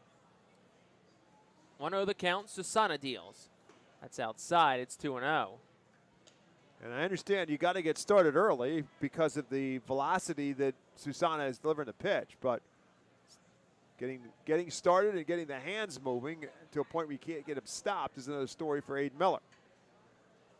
Susana fires the 2-0. That's outside. 3 balls, no strikes. So here you are. Perfect spot here for Aiden Miller. They would no doubt give him the green light at 3-0. Susana will ask for a new base spot from home plate umpire Tyler Whitty. Rafael Pineda completes this crew at third. Whitty and Gorsak, couple of Eastern League veteran umps at this point. By veteran, I mean they've just been here every year we've been here, so I consider them vets. 3-0 is inside, almost hit Miller, and that's ball 4. So Aiden Miller didn't really get anything to swing at there, but you'll take it. That's walk number 6 tonight for Susana. We'll wait and see how much longer it takes before the Senators bullpen starts moving around. It's 84 pitches now for Susana. And with that, as I say that, here comes Rico Beltran, their pitching coach, out to pay a visit to Susana. And I suppose it's possible that he could walk slower, but I don't think much. Well, you only get 30 seconds, and he gets to the mound at 13. I'm sure part of this is a stall tactic. Absolutely. That's exactly what I'm getting to, because the bullpen is now starting to get moving, and they do have somebody up and throwing in the Harrisburg bullpen, but he's just literally getting up and starting to throw. A couple of things of note. 6 walks, first of all, obviously a season high, and they match a career high for Susana. His career high in pitches is 88. He's at 84, and his career high in innings is 5. It's at 4+ right now, so obviously control has been an issue tonight for him, but also he's got to be getting towards the end of the line here, 84 pitches, and he's never gone over 84 in his 88 in his career. It's right-hander Ivan Armstrong who is up in the bullpen for the Senators. And Mendez swings, broken bat over the head of a leaping Pena at short in the left center field base hit. They'll throw behind Miller at second. He gets back in safely. So 1 pitch, base hit for Mendez. He's 2 for 3 tonight. Yeah, great. That'll bring Keaton Anthony up. Great to see from Hendry Mendez. 2 for 2 in his last 2 plate appearances. Had the double off the wall, and now this one just high enough to get it over Pena's head at shortstop. You'll trade the bat for a base hit every time, and now the Phils looking to see if they can cash something in here again and turn some early wildness in an inning from Susana into a run, just like they did last inning. So here's Keaton Anthony. 2 on, no outs, bottom 5. Reading trails by 2. And Susana fires. Anthony swings, and he fouls it. It's 0-1. Question would be how much more of a leash they give Susana at this point in time. And again, of course, part of that is how long it takes for Armstrong to get loose in the bullpen. You got a lefty in the on-deck circle. You got a right-hander in warming up. 0-1 almost hits Anthony. 1-1. Well, if Armstrong's last name is anything like his arm, it shouldn't take him too long to warm up. You would think. And he's another big dude. He's listed on the roster at 6'5" and 247. Not the tallest guy on the team, though. No, this is true. 1-1. Anthony checked his swing on a pitch down. Though P.O. no swing, says Ethan Gorsak at first. It's 2-1. And neither Susana at 6'6". And then, of course, that's Carlos De La Cruz at 6'8". Harrisburg would have a heck of a front court if they had a basketball team. Yeah. 2-1 the count to Anthony. 286 this year with runners in scoring position. Pitch home. Swing and a miss, 2-2. Susana dialed it back to 98 there, and Anthony couldn't catch up. Yeah, it's a healthy cut there from Keaton Anthony, but just as Jake said it perfectly, he just could not catch up to that fastball. 2-2, no outs. 2 on for the Fightins in this home half for the 5th. It's 5-3 Harrisburg on top. Susana comes sit at the belt. Pitch home. Swing and a miss. Anthony down on strikes. Strikeout number 9 tonight from Susana. I got to think that's going to be it. And Here comes Delano DeShields out of the dugout. Just as that bat unfolded, and it took at least several pitches to get Keaton Anthony to strike out. The longer that bat it took, you had to think that this was going to be the last batter that Susana was going to face. So here comes Delano DeShields. He'll go to the righty out of the bullpen. We'll step aside for a moment. We'll have his numbers for you after this here on the Fightin' Phils Radio Network.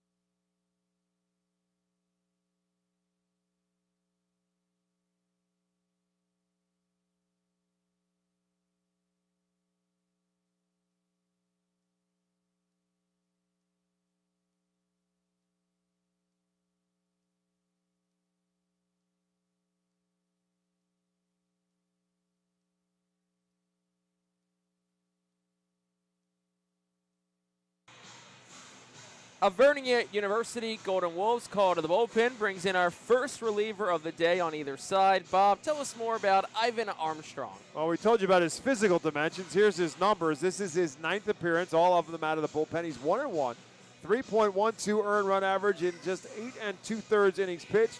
He has given up 10 hits, 3 runs, all 3 of them earned, 8 strikeouts, and 4 walks. Got 6'5", 247-pound righty.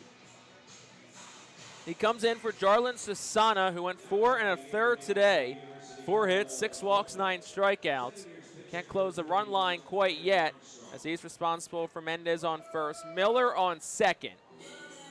5-3 our score. Bottom 5, 1 out. Leandro Pineda digs in the batter. And the first one home is inside for a ball. It's 1-0. Went to the changeup at 86.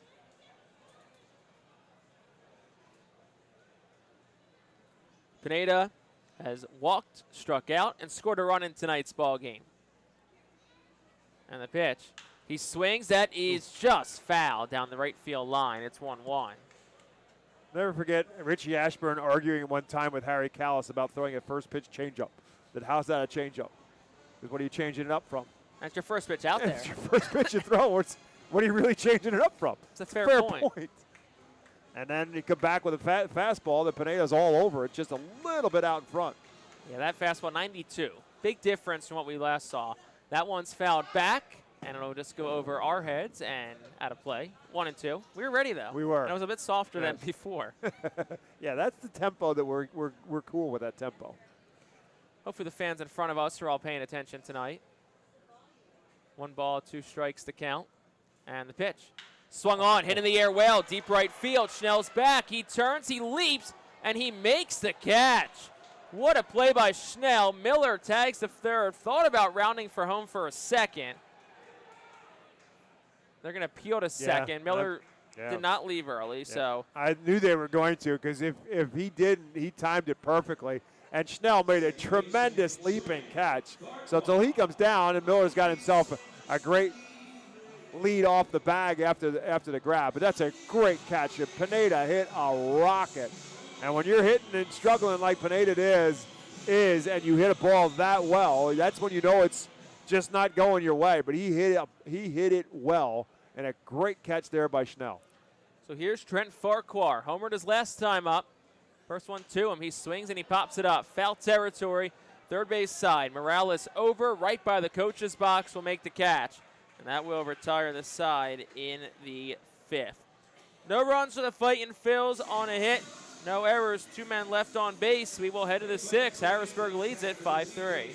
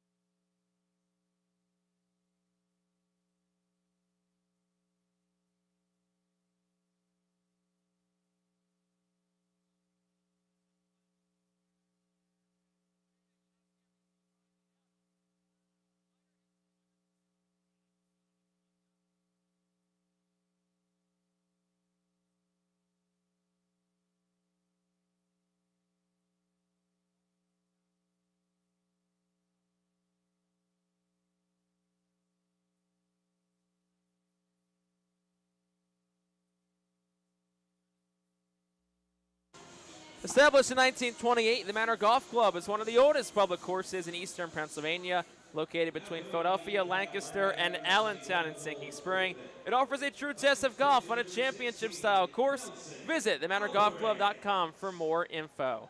So top of the 6, 5-3 Harrisburg leads. It'll be Nelson Alvarez in out of the Alvernia University bullpen. Making his 7th appearance. They must have all been at home because it seems like Nelson Alvarez has been in an awful lot in this season.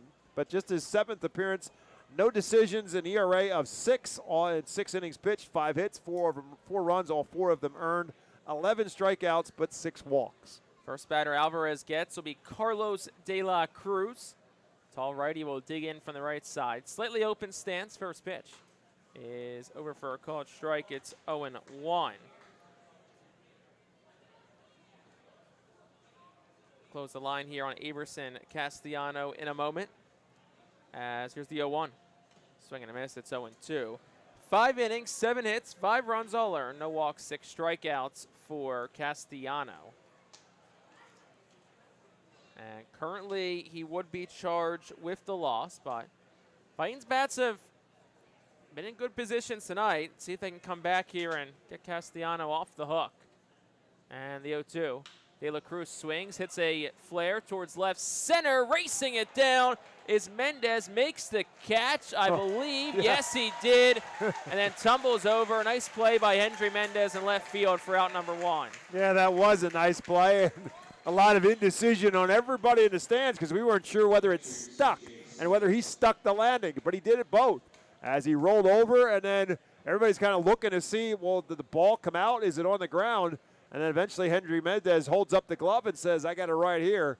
And a big round of applause and a great running catch by the left fielder. First pitch to the catcher, C.J. Stubbs. He takes first strike. It's 0-1. Stubbs 0 for 2 in tonight's ball game.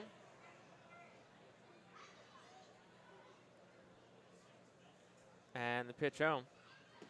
That's down for a ball 1-1. If Stubbs can somehow get a promotion to Rochester this week, he'll have a chance to see his brother. How about that? Nationals AAA affiliate, the Red Wings, are hosting Lehigh Valley this week. Game 1 of 6 is tonight in upstate New York. And the 1-1 is inside, 2-1. Garrett's 3 years older than CJ, so it's hard to say whether or not they ever probably had a chance at some point in time to play with each other. And the 2-1. And little excuse me swing from C.J. Stubbs. Knuckles it foul down the right field line, 2-2. C.J. and Garrett both played for Team Israel in the 2023 World Baseball Classic. See if either of them suit up for Team Israel again next season, or I guess next spring.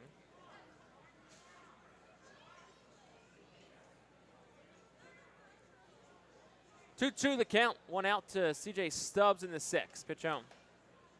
Curveball in for a called strike 3. Well done. Again, locking him up with a curveball. We saw Castellano do it a couple of times. And now Nelson Alvarez does the same thing to C.J. Stubbs. So that'll bring Philip Glasser to the plate. 2 quick outs from Nelson Alvarez.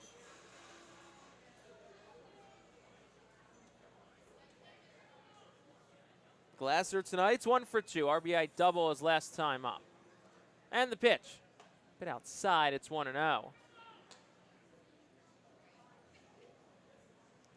Glasser, a 372 hitter on the early going. Pitch home is up 2-0. I was thinking of this earlier. At what point do we stop saying early going? Is it a game? Is it once we get through April? That's a good question. I'd definitely say through April for sure. It's like the, well, I'll get it here in a second, 2-0, is a line drive towards center, sinking fast. It falls in front of Prado for a base hit. So 2-out single for Philip Glasser brings Viandel Pena to the plate. Who is it who has the Happy New Year rule where it's like after a certain day you can't? Some guy named Keller who's on the morning show. Well, I think it's actually like a famous, well, Oh. like a national famous person. I'm not going to argue with you, but Mike Keller complains about it all the time. Like, how late in the year is it okay to say Happy New Year? First week, I feel like it's fair. But there was someone who, was it Larry David maybe? I don't Could know. be. First pitch inside. Yeah, it's Larry David. Yeah. It just popped up on Google. January 7th is Larry David's rule, which I think is fair. I think you could go That's 2 pretty weeks. early. You could go 2 Yeah, weeks. yeah. I don't know what Mike Keller's thoughts are. Well, there is a National Quit Day. I don't know if you know that or not. Yeah. Isn't it like National Quit Your New Year's Resolution for Day? New Year's resolution. So that was my ultimately when we talked about this coming on the morning show coming out of January. Like, why don't you make Quit Day the day you quit saying Happy New Year too? It's a fair point. 1 ball, no strikes to count to Pena. Pitch home, swing and a miss, 1-1. But to your original question, when does it become start of the season? I think April, probably end of April, seems fair. I agree. I mean, when are you off to you're off to a fast start, you're off to a slow start, where all of a sudden now you're just struggling. 1-1 the count, 2 outs to Pena. Runner starts and stops. Pitches a strike from Alvarez. It's 1-2.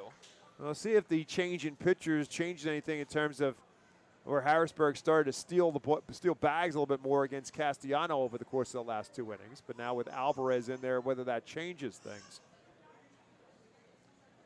Ball and 2 strikes to count to Pena. 2 outs in the 6th. Leadoff first for Philip Glasser. 5-3 Senators on top. And the pitch.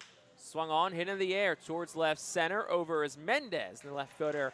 Little easier this time. Makes the catch to retire the side and end the top half of the 6th inning. No runs on a hit. 1 man left for the Harrisburg Senators. On to the home half of the 6th. Harrisburg on top by 2.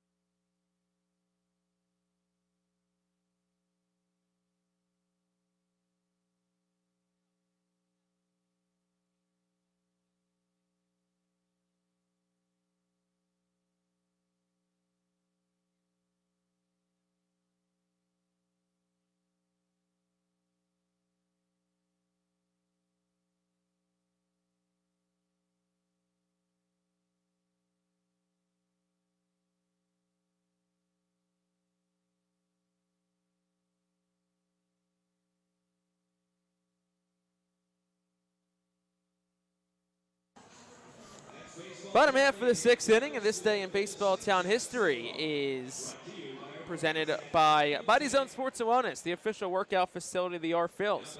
April 29th, 2001, 24 years ago today, at Harrisburg, Reading's Adam Walker hurls 6 shutout innings of 1 hit ball to defeat Harrisburg 4-2. Kutztown product Ron Chiavacci takes the loss for the Senators. So that'll bring Luis Verdugo to the plate. 5-3 Harrisburg, home half of the 6th. Ivan Armstrong is back out. First pitch is over for a strike from Ivan Armstrong. It's 0-1 to Verdugo. Luis Verdugo 1 for 2 in tonight's game. Doubled his last time up on a ball down the right field line. Next pitch is outside. It's 1-1. Line officially closed on Jarlin Sassana. 4 1/3, 4 hits, 3 runs all earned, 6 walks, and 9 strikeouts. 1-1 is bit outside, 2-1.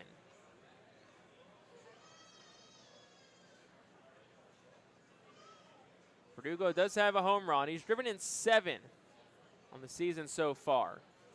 And the 2-1.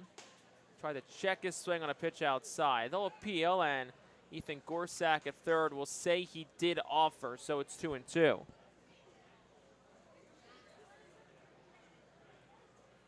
Reading does have action in their bullpen.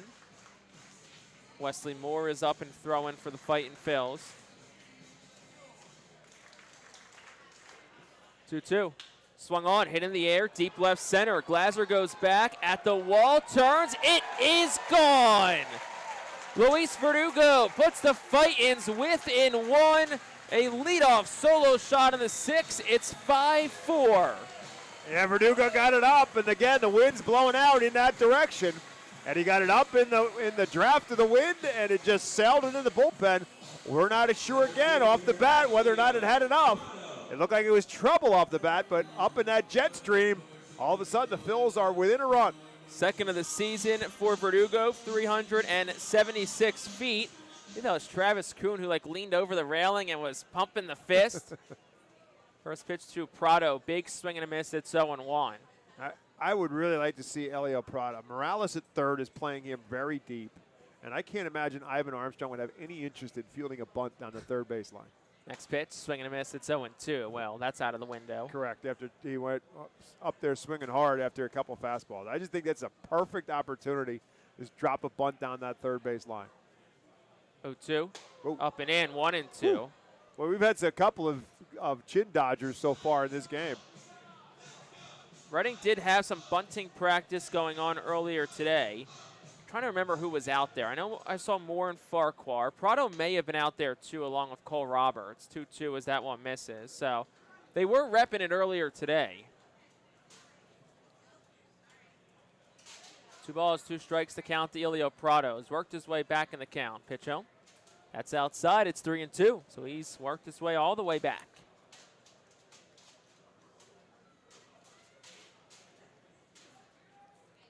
3-2, no outs. Bottom 6, 5-4, Harrisburg on top. Pitch. That's outside, ball 4. Well, he did his job, which is to get on base. That's what I'm saying about the bunt base hit. Just try to get yourself on board because now you're the tying run. Nobody out.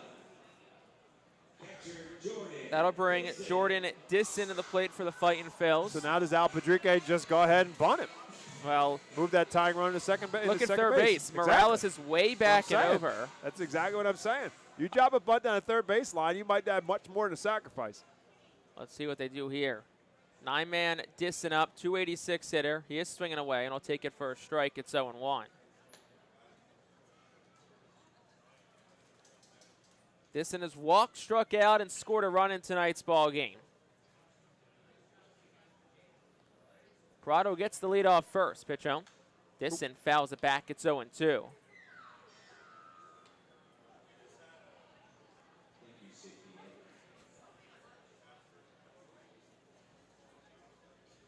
Reading got a leadoff home run from Luis Verdugo in this 6th inning. They've been playing from behind most of the night. Throw over to first. Prado back in safely.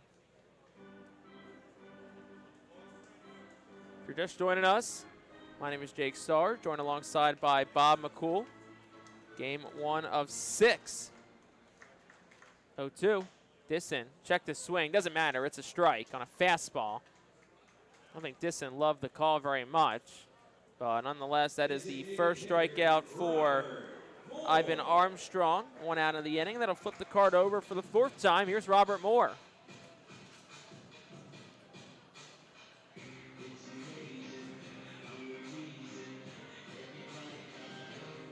Well, Morales will come up a little bit, but he's still even with the bag. And we know Robert Moore is not afraid to drop a bunt down that third baseline.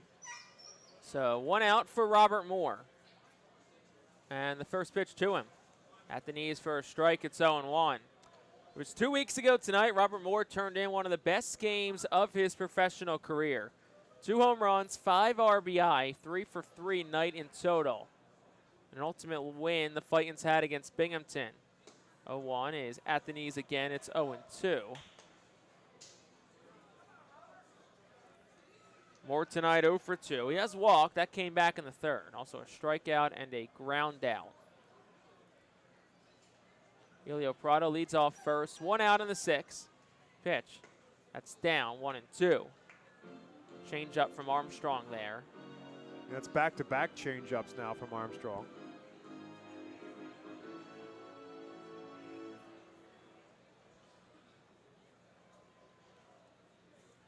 Pitch home. Swing and a miss. Struck him out. Armstrong climbed the ladder with a fastball. So back-to-back strikeouts for him.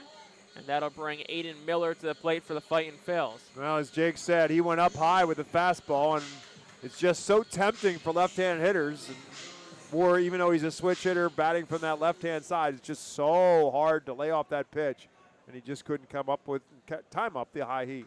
First one to Aiden Miller. Bit outside, it's 1-0.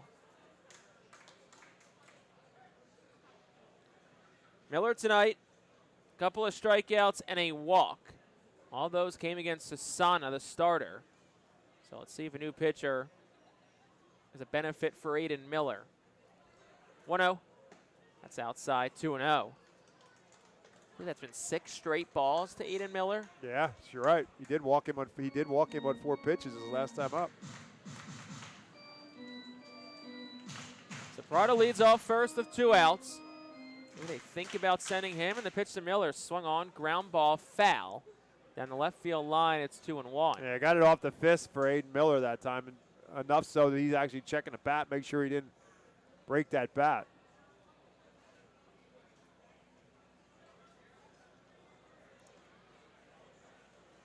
Aiden Miller sits right at 200 on the season. Couple home runs, 4 runs driven in. Looking to keep the line moving here in the bottom of the 6th. Pitch home. Swung on, ground ball third. Staying back is Morales. Fields it belt high, rifles a throw across. And the third baseman's throw was in time to retire the side in the 6th. No runs in the inning. Fightin' Phillies, 1 run in the inning. Fightin' Phillies had a hit. There were no errors and 1 man left on base. We will head to the 7th. Harrisburg up by 1. It's 5-4.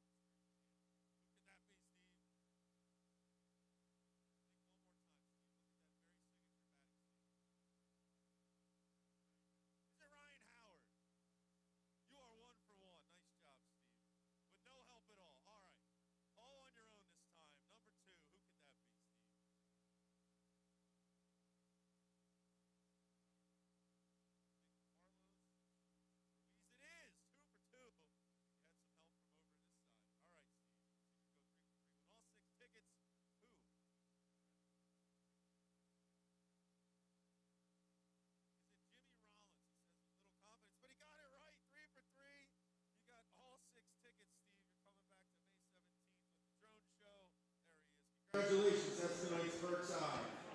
Top half of the 7th inning is presented by White Star Travel, the official group sponsor of the Reading Fightin' Phils. Visit whitestartours.com for more. So in this top of the 7th, Harrisburg still up by 1, 5-4.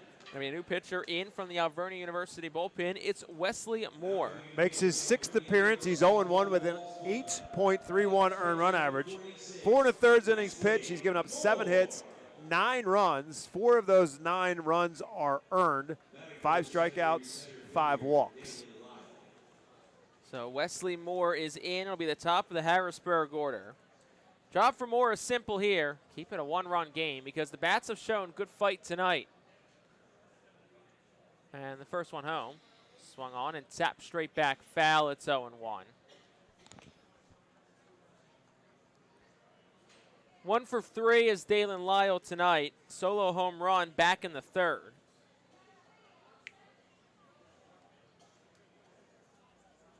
And the 0-1 from the lefty Moore. Swing and a miss. It's 0-2. Tuck the fastball up and in to the lefty Lyle. Very late swing there for Dalen Lyle.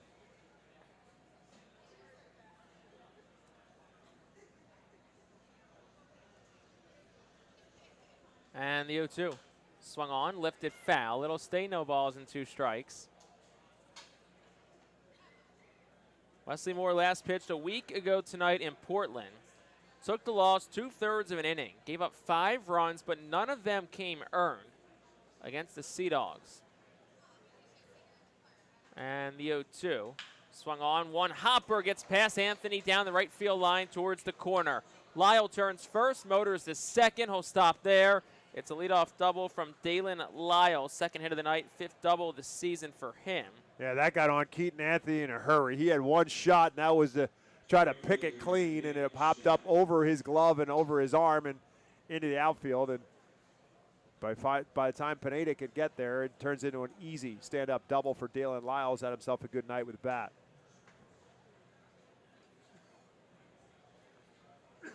So that'll bring Nick Schnell to the plate.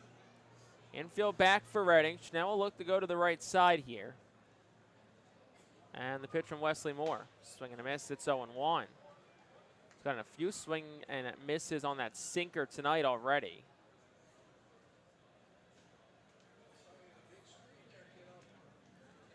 Schnell 1 for 3 in tonight's ball game. Singled, scored a run back in the 5th. 0-1 is bit outside. It's 1-1 to Schnell.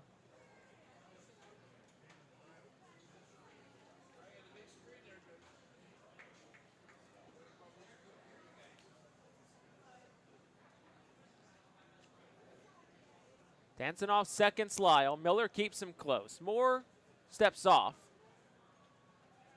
Doesn't throw over, though.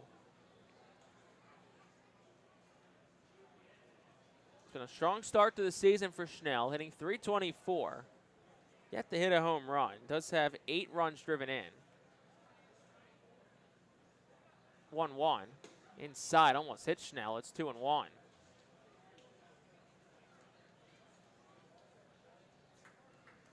Five-4 our score, top half of the 7th inning. Harrisburg on top. Dalen Lyle, after the leadoff double, leads off second. 2-1 is a low and away. It's 3-1.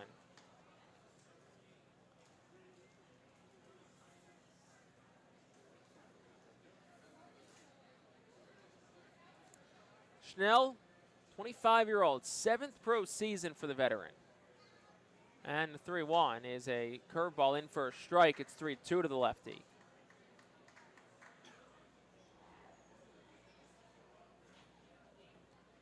Lyle again leads off second. Schnell, 4 for 12 this year with runners in scoring position.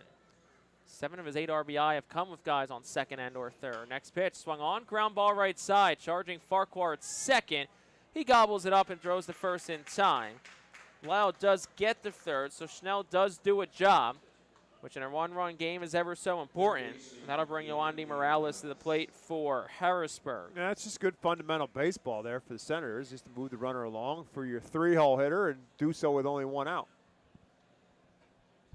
So infield comes up for the Fightin Phils as Morales digs in. 1 for 3 in today's game. Singled and scored back in the 4th. And the pitch home is over for a called strike. It's 0-1.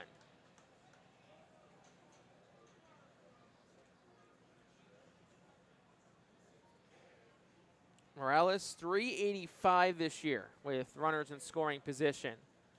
0-1 is up. It's 1-1. Wesley Moore, you're looking for a strikeout, a ground out, or a shallow fly ball. Trying to keep this a one-run game here in the 7th. 1-1 is swung on, popped up, but it's out of play, foul. It's 1-2. Yeah, he had Morales way out in front of that changeup.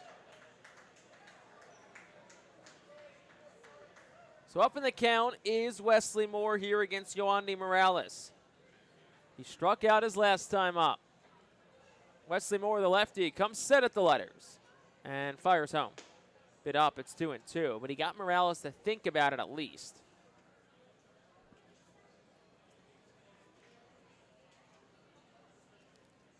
So the count's 2-2 and an out as Dalen Lyle leads off third. Infield still up. Pitch home is swung on, hit towards left on a line. Mendez slides, it gets by him and rolls all the way to the wall and left. Lyle scores easily, turning second was Morales, but he stops there. And it's a RBI double for Yoandy Morales. That'll make it a 6-4 ball game. That's 5 doubles now in this game for the Senators. And tough play there for Mendez. I think he's just thinking if he can make this catch. But even if he makes that catch, because he had to lay out for it, it's still going to allow Lyle to tag up and score. So in the end, probably best for Mendez to try to field that on a hop and keep Morales from getting to second, but he made one diving catch to his left one time, and now trying to make that diving catch to his right, just could not get there. And so Morales ends up at second base with the RBI double. And again, the Senators add on. That's what you do, though. That's good baseball. If you have the lead, the other team comes back and gets one back, and you can demoralize them by adding right back to it. So the Phils pull back to within one, and now all of a sudden it's a two-run game again, and you're still not out of the inning. It's a runner at second base and one out. Brad Bergeson will come out now and have a conversation with Wesley Moore. So Brad Bergeson, quick conversation with Wesley Moore, who's allowed 2 doubles in the 3 batters that he has faced so far tonight. And the 4th guy up is going to be Caden Wallace, cleanup man in the lineup. Wallace 2 for 3. He's doubled single, drove in a run, and he scored a run in tonight's ball game. And the first one home to Wallace. It's a curveball in for a called strike. It's 0-1. 6-4 Harrisburg on top. Fightins have gotten closer. The Senators have extended the lead a little bit. 0-1 the count. Moore checks the runner at second, deals home. Almost hits Wallace, the righty. It's 1-1.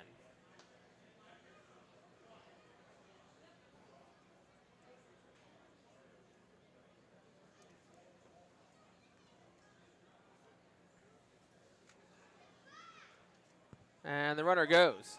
Pitch inside for a ball. It's 2-1. Disson does not even bother throwing down.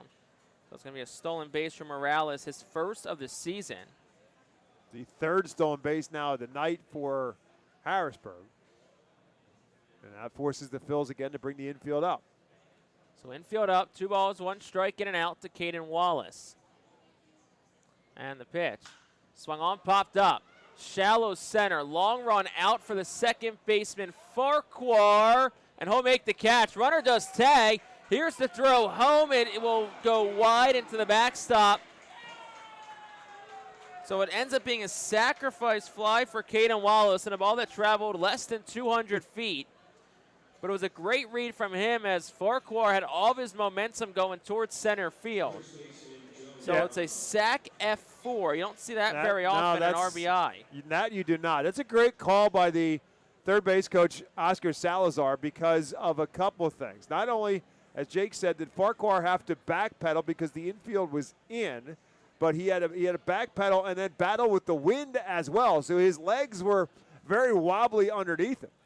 Pitch home, and that one just gets away from Disson to the backstop. No one on, so no harm, no foul. It's 1-0. And so with Farquhar kind of just battling with his balance and with the ball in the wind, it just gives that much more time to the runner to tag up for him to be able to get anything under it and get anything on the throw, and he really couldn't. Next pitch is over for a called strike. It's 1-1. But that's on the third base coach. That's the coach making that decision to tell Morales to tag up and scores. That's just good coaching. So 7-4 our score, 1-1 the count, 2 outs. Pitch home. It's been inside for a ball. It's 2-1.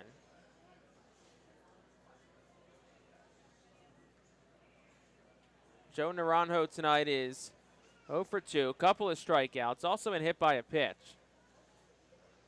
And the pitch home. Over for a called strike, it's 2-2. Both teams do have action going in their bullpen.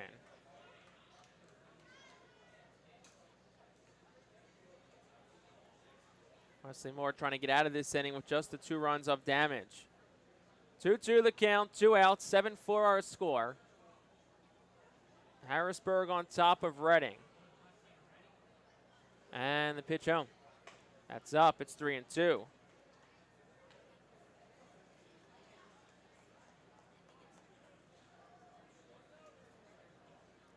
So 3-2, 2 outs, top 7. Bases are empty. 7-4 Harrisburg.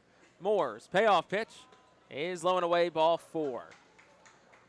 Travis Kuhn is the pitcher warming up in the Fightin's bullpen, and I think we're going to find that he's going to come in because here comes Al Padrique. So that'll be the end of the night for Wesley Moore. Al Padrique is out. Coming in will be Travis Kuhn, and we'll have that Alvernia University Golden Wolves bullpen call coming up for you right after this here on the Fightin' Phils Radio Network.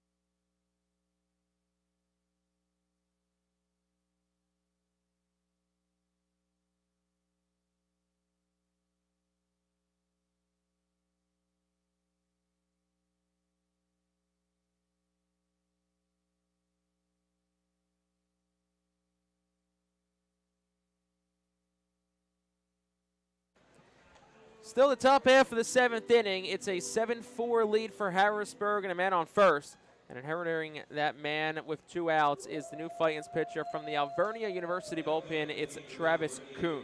7th appearance of the season for Kuhn, 1-1 with a 9 earned run average. 7 innings pitched, 6 hits, 7 runs, 7 earned, 7 strikeouts, 7 walks. So there you have it. And by the way, Harrisburg has 7 runs. So Carlos De La Cruz, the first batter that Kuhn will face. De La Cruz will dig in from the right side. He's 1 for 3 tonight, had a 2-run double in the 4th, also scored a run in that inning. Travis Kuhn, who had his best outing of the season 6 days ago at Portland, 2 innings, 2 strikeouts, zeros across the rest of the board. And the first pitch, De La Cruz takes down for a ball. It's 1-0. Luke Young is the right-hander who is up in the Harrisburg bullpen after Armstrong pitches a couple innings. Got to figure his night is over. Next pitch, De La Cruz swings, and it's 1-1 as he fouled it back. Armstrong threw 27 pitches in an inning and 2/3, and Young is definitely loose. He has been up for a while. I assume Armstrong would be the pitcher of record if Harrisburg wins. Correct. 1-1. De La Cruz takes for a strike. It's 1-2. Correct, because Susana did not go the full 5. It's always crazy. You can go 4 1/3, and a guy can come in and pitch an inning and 2/3 and get the win. And I can't remember who it was. It was a pitcher for Binghamton in the last series. Was great for 4 2/3. 1-2 the count to Carlos De La Cruz. Pitch to him. Outside, it's 2-2 to De La Cruz. But it was a pitch count. His pitch count was 55. He got the 55. They took him out, and he did not get the win. Could literally have just thrown one more pitch and got out of the inning and got a win. 2-2, 2 outs. Naranjo leads off for first. And the pitch. De La Cruz swings and fouls it back. It stays 2-2.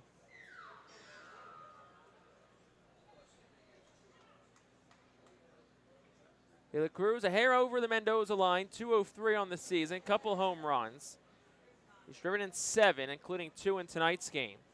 Pitch home. De La Cruz swings, ground ball right side. Farquhar to his left, scoops it up, throws the first in time.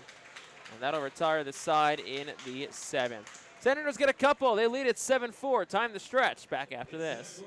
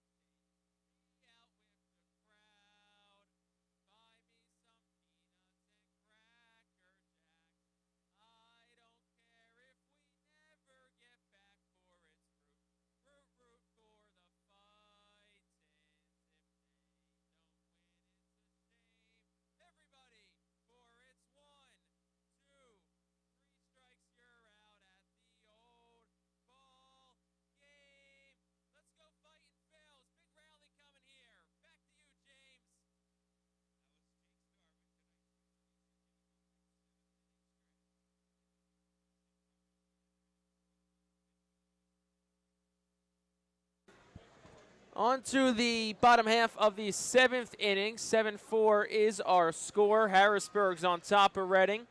New pitcher in for Harrisburg is Luke Young. We will get you his numbers coming up momentarily as Luke Young continues to get his warm-up tosses in. It'll be Hendry Mendez, the first batter that will face Luke Young, as he comes in for Ivan Rodriguez. So Hendry Mendez will dig in from the left side. Reading trails by 3. And the first pitch over for a strike from Luke Young. It is 0-1. 2 innings of work for Ivan Armstrong. Next pitch, Mendez takes it for a ball. It's 1-1.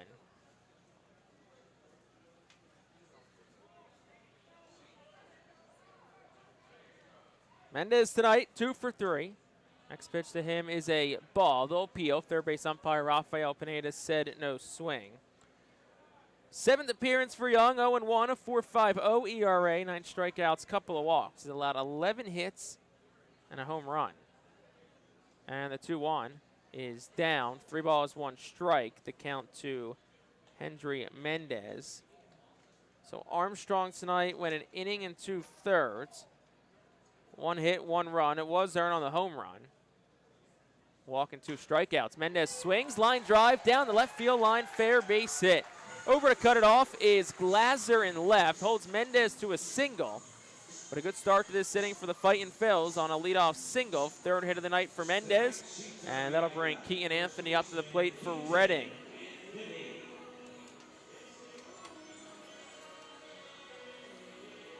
So Anthony will dig in from the right side. Harrisburg's held the lead most of the night. Fightins have found ways to keep it close. We'll see if they can do that again. First pitch, Anthony swings, and it's fouled straight back, 0-1.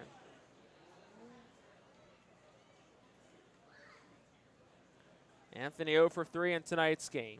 Couple of strikeouts and a ground out to first for the right-handed bat.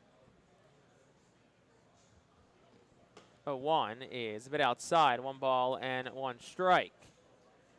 Anthony at 258, he's got a home run. 2nd on the team in RBI with 10. Just trailing Robert Moore in that category. And the pitch is over for a called strike. It's 1-2. If you're just joining us, once again, my name is Jake Starr, joined alongside by Bob McCool. Appreciate you spending your Tuesday at night with us, wherever that may be. Hopefully you had a chance to get outside today. And the 1-2 gets away from Stubbs. Trotting the second is Mendez. So he'll advance on a wild pitch. And that'll bring the count to 2 balls, 2 strikes to Keaton Anthony. It's been a frustrating night so far for Keaton Anthony. He's been up with men on base his last 2 plate appearances. Still yet to get the ball out of the infield. So 2-2 count. Mendez gets the lead off second. Wallace keeping an eye on him, the second baseman. Pitch home. Anthony swings, belts it, right center field. Schnell is back, he turns, it is off the top of the wall. Mendez around third, will score. Anthony hustling the second, beats the throw there, and it's an RBI double for Keaton Anthony. Extends his hit streak to 6, on base streak to 11. Gets double number 7 and RBI number 11. Well, that's how you change a little bit of a frustrating night. You just drive one into the gap the other way. He hit that, hit it well. And although Nick Schnell may have taken a base hit away from the batter up now on Leandro Pineda, he has no shot to get that one. And a ringing double for Anthony Phils again, right back at it to chip away at this lead. 105 off the bat, 381 feet from Keaton Anthony. Pitch to Pineda is at the belt for a strike. It's 0-1. Well, we were talking about Pineda before, where he's had productive at bats, even though the batting average doesn't show. And this is a perfect example of a place to do that. You're down 2 runs. He's at least most productive, at least to get Anthony to third. Swing and a miss. It's 0-2 to Pineda. So with a left-handed pitcher, you're looking to find something where you can pull it. Also spot on the 7th, brought to you by Schwartz Kolitz and PC. If you or a loved one been injured, get justice. Call 1-800-JUSTICE today. And the 0-2. He swings, and it's a knuckler on the hand. Shallow left. Glazer coming in. He slides, and it's off his glove onto the grass. We'll see what they ruled at, but nonetheless, Pineda's aboard. Anthony to third. That's the nature of baseball. Gets robbed his last at-bat and then gets gifted a base hit the next one. Yeah, how about that? And we'll see how they called, how they ruled this. I think it's going to be a hit, it looks like. Yeah, Glazer had some trouble with it. Now the wind has shifted. We were talking about the wind was blowing out to left center field, and now it's blowing the other way. Now it's all but blowing straight out to right field. But I think Glazer just struggled to pick that up off the bat and wasn't sure how deep it was, and had a very late jump and had to slide to catch it, and that's when he couldn't hold on. First pitch to Trent Farquhar. Strike, it's 0-1. So it is a base hit for Pineda, but to Jake's point, if that doesn't define it, I don't know what does. You rocket one that should have been off the wall and wasn't. You need a bleeder and you get a base hit out of it. 0-1 is in for a strike. It's 0-2. More importantly, the Phils have to take advantage of that. No balls, 2 strikes. Men on the corners. To Trent Farquhar. Home run already tonight. Pitch. Swing and a miss. Down on strikes goes Farquhar. Was behind 93 from Luke Young. And that'll bring Luis Verdugo up. Good night for him. 2 for 3. Double and a home run.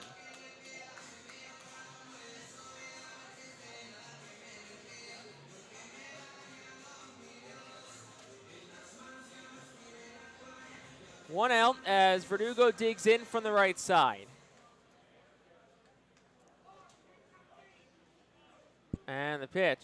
Swinging a foul ball straight back. It's 0-1. Yeah, I think he had ideas. Give the Fightins the lead with one swing of the bat. Well, they won last time. Why not again? But, yeah, he went for it all on that one.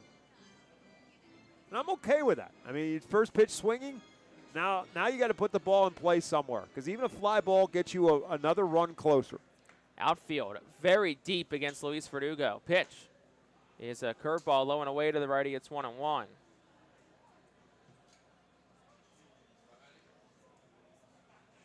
Solo home run for Verdugo, his last time up. Throw over, and they got him picked off. Pineda too far off the bag, and he's picked off. Second time a Fightin's been picked off in tonight's game. And all of a sudden now there's 2 outs. These are the things. This is the stuff that mistakes you cannot make. Verdugo can still bail them out by getting this run home, but again, you're in a first and third, 1-out situation. Fly ball gets your run closer. And Verdugo swings and misses. It's 1-2. So 2 outs, bottom 7, 7-5 Harrisburg. Man on third for Reading is Keaton Anthony. But in the first and third, no-out situation, you get a strikeout, and now the guy on first base gets picked off.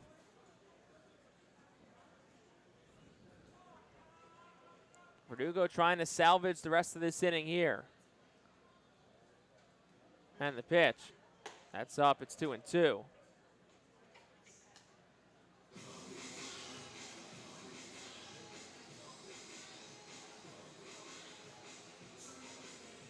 Two outs.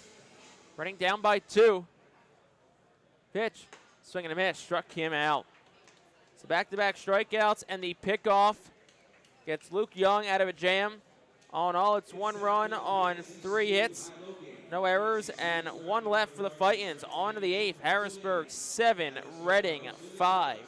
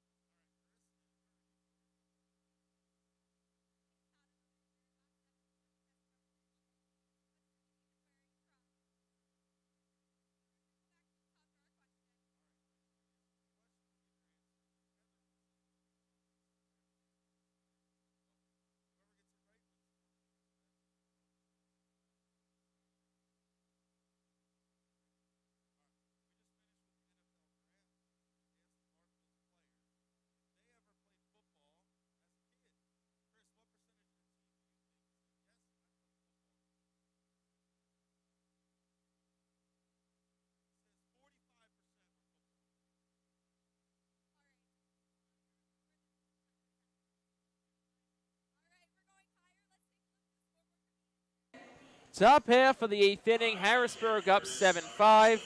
And we'll throw things back to my broadcast partner, Bob McCool, to take us the rest of the way. Thank you very much, Jake. Jersey Mike Subs offers a sub above with delicious fresh options, including warm and cold subs, freshly baked bread, and freshly sliced meats as well. Visit their 2 Berks County locations, 5th Street Highway in Reading, Broadcasting Square in Wyomissing. Order today at jerseymikes.com. Jersey Mike Subs is a proud 2025 Fightins Phil's team sponsor. 7-5, as Jake said, 7 runs on 10 hits, no errors for the Senators, 5 runs on 8 hits, no errors for the Phils. And leading it off here in the 8th inning will be C.J. Stubbs, and the first pitch from Travis Kuhn is a swing and a miss from Stubbs. Stubbs on the night 0 for 3, and now 0 for his last 15 as he stands in. The 0-1 pitch, swing and a miss. Quickly, Kuhn is ahead, no balls and 2 strikes. Kuhn came in to get the last out of the 7th. And obviously his job is to keep the Senators at bay, because the Senators have done a really good job in this, that every time Reading scored, they came back and scored as well.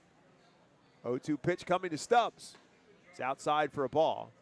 Senators, after a 1-1 tie through 3, Harrisburg got 3 in the top of the 4th to go up 4-1, excuse me. The Phils got it back, got 2 of them back. Swing and miss. Strike 3 as Stubbs chases after the high fastball and cannot catch up.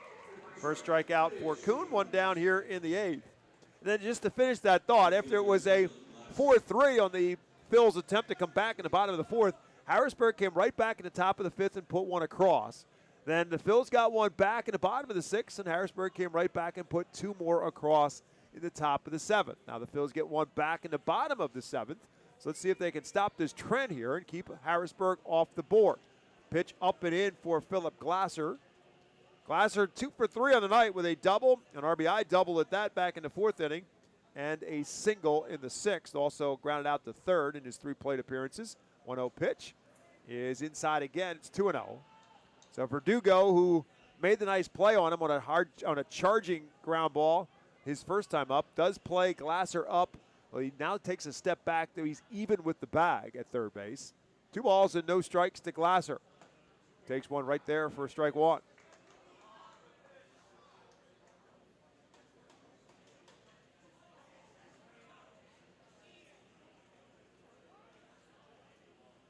Now Glasser will call time at the plate.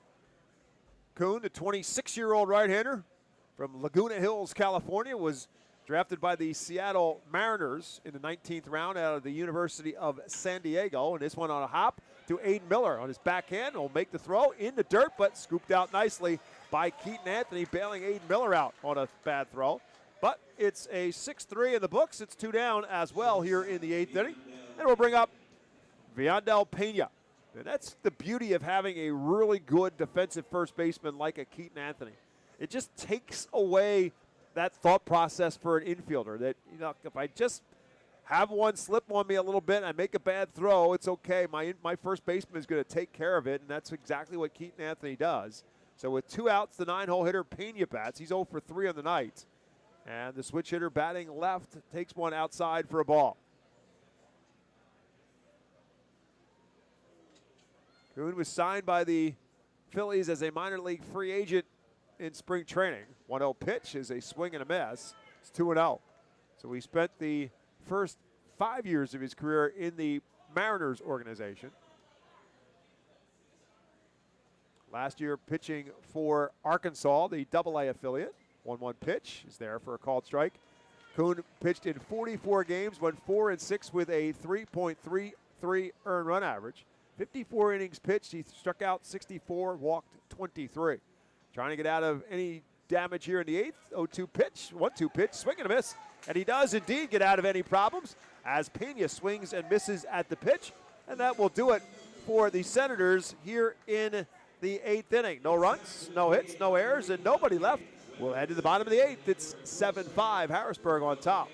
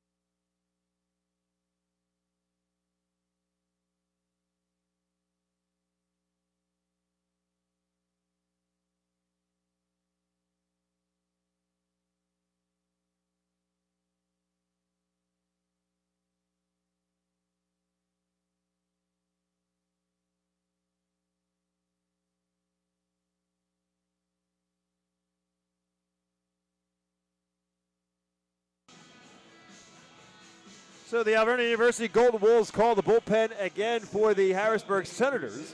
Now we'll bring in right-hander Junior Santos. Junior Santos is into the game for Harrisburg. 6 outs for the Senators to get. Santos' 10th appearance, 0-1, a 4.66 ERA. 9 2/3 innings pitched, 5 hits. He's walked 11 and struck out 5. The opponent's earning just 156 against him, so he's got to preach patience here, Bob, if you're the Fightin' Phils. Well, he may be a junior, but he's built like a senior. He's 6'7" and 244 pounds. This Senators pitching staff has got some guys that can put away some stuff on the meal tray. As the Phils now down by 2, starting this 8th inning with Elio Prado at the plate to be followed by Jordan Disson, and then at the top of the order in Robert Moore. First pitch from Santos is there for a called strike 1.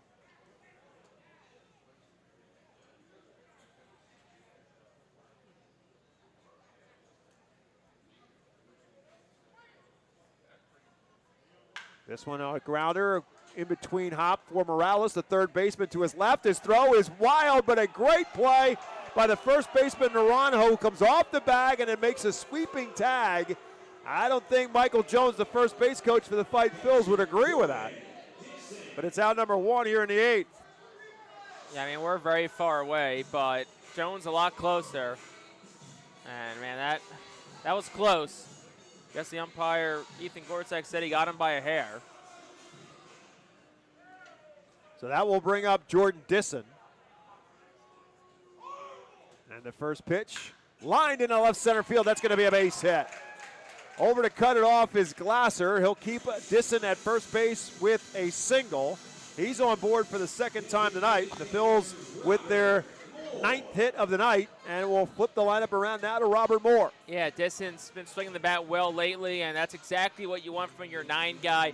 Get on base, flip the lineup card over, less than 2 outs. Now let's see if Moore, Miller, and company can get Reading back in this. So the tying run now at the plate in the presence of Robert Moore with 1 out here in the bottom of the 8th. First pitch to Moore, outside for a ball. So the line for Luke Young, 1 inning, 3 hits, a run. It was earned, no walks and 2 strikeouts. Santos, the 5th pitcher of the night. It is 1-0 pitch. Outside again, it's 2-0. Moore on the night has walked once and otherwise is 0 for 3. A couple of strikeouts and a ground out. Switch hitter batting left as he has against all of the arms so far for the Senators tonight. 2-0 pitch is there for a called strike 1. Jake said Aiden Miller in the on-deck circle. Well, not technically, but he's on deck. Not in the on-deck circle by any stretch of the imagination. Does anybody use the on-deck circle? Very, very few. Has anybody ever used the on-deck circle? 2 balls and a strike. Shows bunt, drops it down to third baseline. Santos gets over, makes the play, but throws it away. It rolls all the way down the first baseline. Disson is going to be held up at third base as Schnell comes over to pick it up. Al Padrique will put up the stop sign, and the tying runs are now in scoring position. How about that from Robert Moore? He was one of the guys out in early work today practicing bunting, and it pays off. Third baseman's back. You got a big-bodied pitcher, tall pitcher on the mound. It's hard for them to cover that third base line. That's what Moore does. Let's see if it's a single and an error, or if it's just an E1. I'd be pressed to at least give him a single, and then an error to get him the second. So here's Aiden Miller with a chance now to cut the deficit or erase the deficit. It's going to be, looks like a straight error for Robert Moore. So he's at second, Disson at third with 1 out for Miller. First pitch, up and in, ball 1. Aiden Miller with 4 RBIs on the season. Tonight, he's 0 for 3 with a walk. So it's E1 on the play. Moore at second, Disson at third. Up and in and almost leaned into it. It's 2-0. Hendry Mendez, who's got 3 hits, is in the on-deck circle. So I'm hard-pressed to believe that this is any kind of a pitch around here for Aiden Miller. The way Hendry Mendez has swung the bat tonight. 2-0 pitch. Checked his swing and went off the glove of, and off the mask of Stubbs. It rolls all the way to the backstop. Disson will score. Wasn't sure whether or not that hit the bat handle of Miller, and I think Delano DeShields is going to come out and argue that. Yeah, I think he's saying it hit that. No one knew what happened. Right. I think it hit the mitt and the mask of Stubbs. So there was the 2 noises. The question is was Wood one of those noises? I mean, the only thing you can do at this point is discuss it. But I'm going to make the point I always make here. If the home plate umpires see something, how are the umpires that are over 100 feet away going to have any differing opinions? Correct. And again, a lot of this is the sound, because you've got very distinct sounding objects. A wooden bat, a leather mitt, and a plastic mask. And there's definitely a sound difference between all three of them when the ball hits them. Yeah, I mean, just Tyler Whitty gave a shrug, so it's going to stand. Tying run on third, Bob. So the runs for Disson scores on the, I'm not sure if that's going to be a wild pitch or a pass ball, but it does allow Disson to score and makes it 7-6. And as Jake said, Robert Moore in the meantime moves up to third base, still with one out, and now 3-0 on Aiden Miller. They did just appeal that last swing, and they said no swing. Infield now comes up for Harrisburg with one out. 3-0 pitch. Misses ball 4. So Miller walks for the second time. Good patience there for Miller not to go chasing. It is going to be a pass ball as well, which it hit the glove, so it makes sense. Right. Like I said, I thought it hit glove and then mask of Stubbs, and that's what allowed it to go all the way to the backstop. I thought it was kind of humorous to see 20-year-old Aiden Miller trying to step in there with the umpire and Delano DeShields to voice his opinion to say, that didn't hit my bat. Didn't touch me. So a conversation now to be had on the mound as Rigo Bronya, the pitching coach for the Senators, out to talk to Santos and the entire infield. So this is as much about defensive strategy as it is about pitching. I mean, I'd probably assume you're playing double play depth here. Sure, you got one out in the inning. Want to try to roll a double play here and get out of this. Henry Mendez will bat, as we said a moment ago. Mendez 3 for 4 in the night. RBI double and a couple of singles. First and third and one out. Phil's down a run.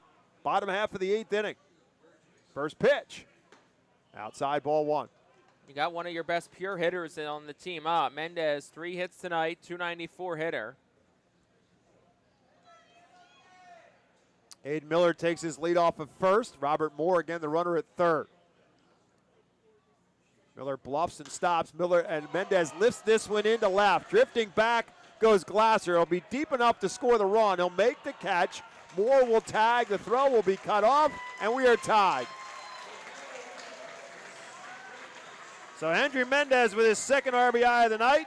Robert Moore makes it a 7-7 game. Does a job. You saw that ball get in the air, and I feel like everyone here just trying to will. Just get deep enough.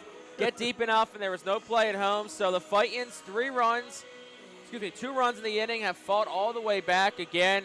Got to give them credit. I know they lost 8 games in a row, but the fight's been terrific tonight, and this team's better than their record shows, and hope that they can find a way to finish one off tonight. So here's Keaton Anthony, who rocked a double off the Redners Event Center his last time up. Miller will take off. The throw down from Stubbs is not in time. Stolen base, Aiden Miller. So now he's in scoring position representing the go-ahead run. 6th of the year for Miller. If Keaton Anthony can get him home. And the pitch, by the way, to Anthony was ball 1. So the stolen base for Miller. Anthony had an RBI with that double his last time up, giving him 11 on the year. 1 behind the team leader, Robert Moore. 1-0 pitch. Inside, ball 2. Andrew Walling is up and throwing. Now, will it be a safe situation, or will it be just to hold the tie? And by the way, that RBI leader, as I mentioned with Robert Moore, that is presented to you by the Pennsylvania Army National Guard, our Fightin' Phil's team leader. RBI leader, Robert Moore. Keaton Anthony trying to change that. Takes another one inside. It's 3-0. Now, there is an open base here again. You've got a left-hand hitter on deck in Pineda. But a struggling left-hand hitter in that with Keaton Anthony at the plate. Miller, good-sized lead off of second. Wallace, the second baseman, cheats in. Anthony takes it outside, ball 4. So I don't know if that was an official pitch around or not, but it didn't look like they were all that interested in going after Keaton Anthony. Does put the go-ahead run now. The go-ahead run's already at second base. Puts another runner in on the base pass in Anthony with 2 outs and Pineda. Tied at 7, bottom of the 8th. Pineda 1 for 3 on the night. Walked and scored a run and singled his last time up. Also had a extra base hit taken away from him back in the 5th inning on a great leaping catch by the right fielder Nick Schnell. First pitch to Pineda is up and away, ball 1.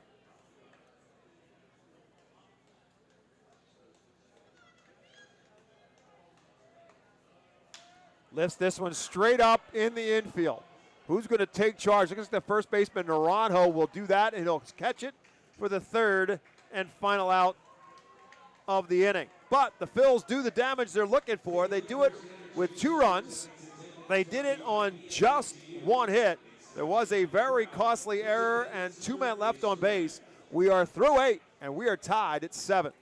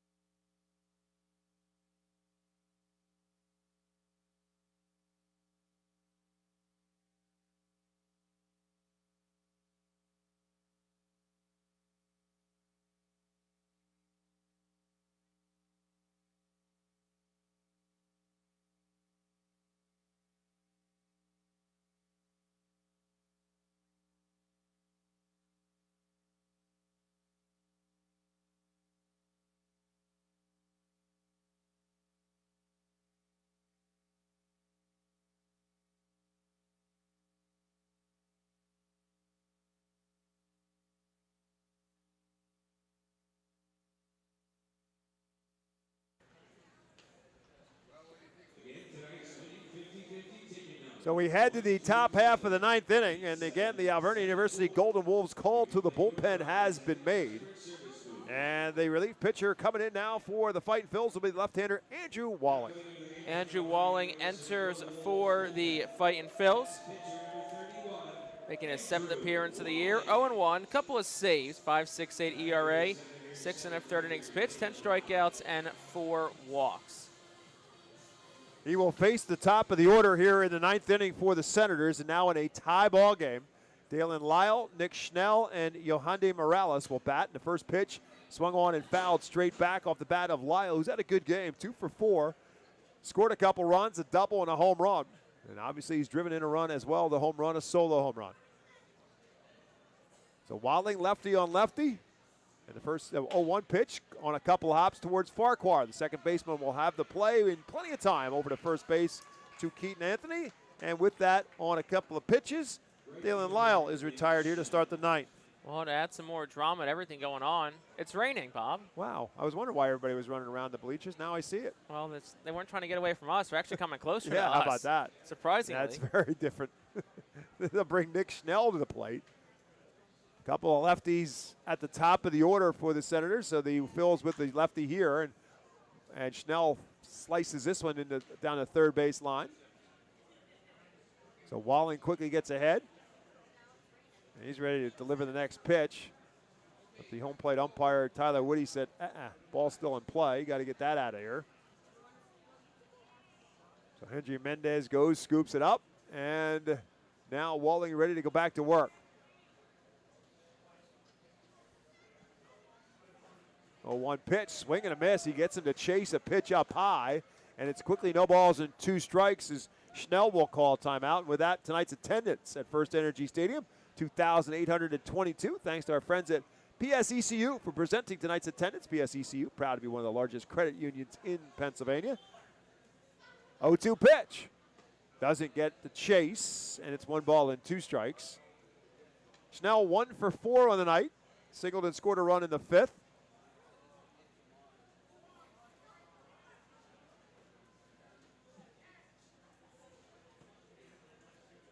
This one slapped the other way, and that's through the left side for a base hit. So Schnell gets his 2nd hit of the night. So he slaps it between short and third for a single. He's a one-out base runner for Yohandy Morales.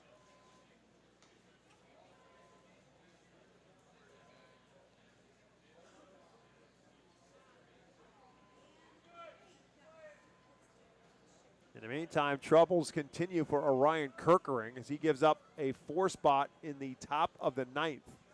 And the Washington Nationals take the lead on the Phillies 6-5 as Morales takes one outside for a ball. Excuse me, on the outside corner for a called strike 1. Morales 2 for 4 on the night. A couple of runs scored and an RBI as well, and a single and a double. 0-1 pitch. Driven into left center field. Turn and say goodbye to that. That is crushed into the bullpens. Yohandy Morales with a 2-run home run, and the Senators right back up on top, 9-7. Yeah, that ball was crushed. 431 feet, 108 miles per hour off the bat. Well, Reading's been fighting back all night, and they're going to have to try to come from behind another time in the bottom half of the 9th inning, now down by 2. 4th home run of the season for Morales. His 2nd and 3rd RBI of the night as well, and 12 now on the season. So he's starting to pick up a little bit now. He had 5 RBIs in the 6-game series against Erie, and now 3 RBIs in this one already in game 1 of this 6-game series. That brings Caden Wallace to the plate. He's also had a good night tonight. He takes the first pitch from Walling up and in for a ball. 1-0 pitch. Drives this one into left field. Fair or foul down the third base line. Hooking foul. So Caden Wallace gives that one a ride, but it's fouled on the third baseline, so he'll come back.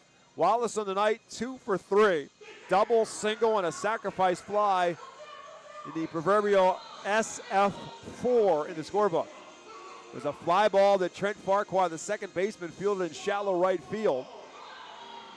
And it allowed Yohandy Morales to tag up and score on it. 1-1 pitch. Beats this one fair down the third base line to Verdugo. Has to make a quick throw and throws it away. Wallace will turn first, and he will head to second base. And that's going to be an error on the Fightin' Phil's third baseman, Luis Verdugo. 3rd error of the season on Verdugo. So now both teams have committed an error, and the Senators, in the meantime, have yet another runner in scoring position. And with that, Brad Bergeson is now going to come out and talk to Walling as Joe Naranjo will come out to bat for the Senators. 2 runs in, still only 1 out, and another runner in scoring position after the error on Verdugo. So the Phillies game has gone to the bottom of the 9th after Philadelphia had a 5-2 lead. But again, a 4 spot by the Nationals in the top of the 9th inning makes it a 6-5 Nationals lead. So now the Phillies are looking to rally in Philadelphia as well. Conversation on the mound is over. Lefty on lefty matchup now with Walling against Naranjo. First pitch, a breaking ball that's inside for a ball. Naranjo on the night, 0 for 2. He's also hit by a pitch and walked. Rain continues to fall here at FirstEnergy Stadium. Another breaking ball. This time it's outside. It's 2-0. Looks like the Senators' bullpen is quiet. So is Santos going to get the ninth? That's what it appears. 2-0 pitch. Way inside. He has to jump out of the way of it. It's 3-0. Yeah, Santos can't get a save. He'll actually get a blown save. Right. But he can get the win. Yeah. So it's 3 balls and no strikes now to Joe Naranjo.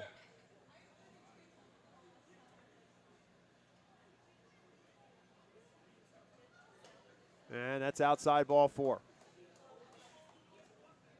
So the first walk given up by Walling. 2 on now and 1 out, and that's going to bring Carlos De La Cruz to the plate. It's Walling's mess, and it's his job to get out of it. The bullpen for the Fightins is quiet as well. Now, as I say that, it looks like Harrisburg does get somebody up in the bullpen. But unless he was throwing earlier, he might just be getting up as a just in case. First pitch to De La Cruz, misses for a ball. Carlos on the night, 1 for 4, a 2-run double back in the 4th inning.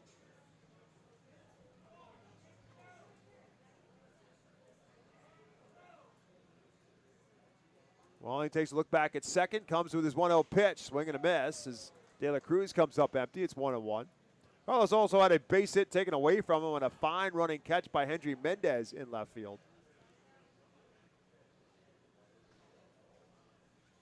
De La Cruz now with 7 RBIs on the season. 1-1 pitch, another breaking ball that he swings over the top of, and it's 2-1. Or excuse me, it's 1-2.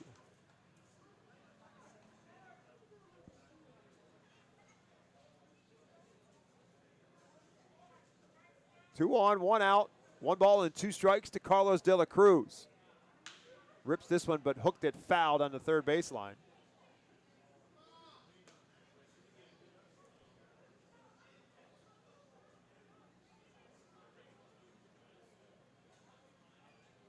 So it's still 1-2 to De La Cruz.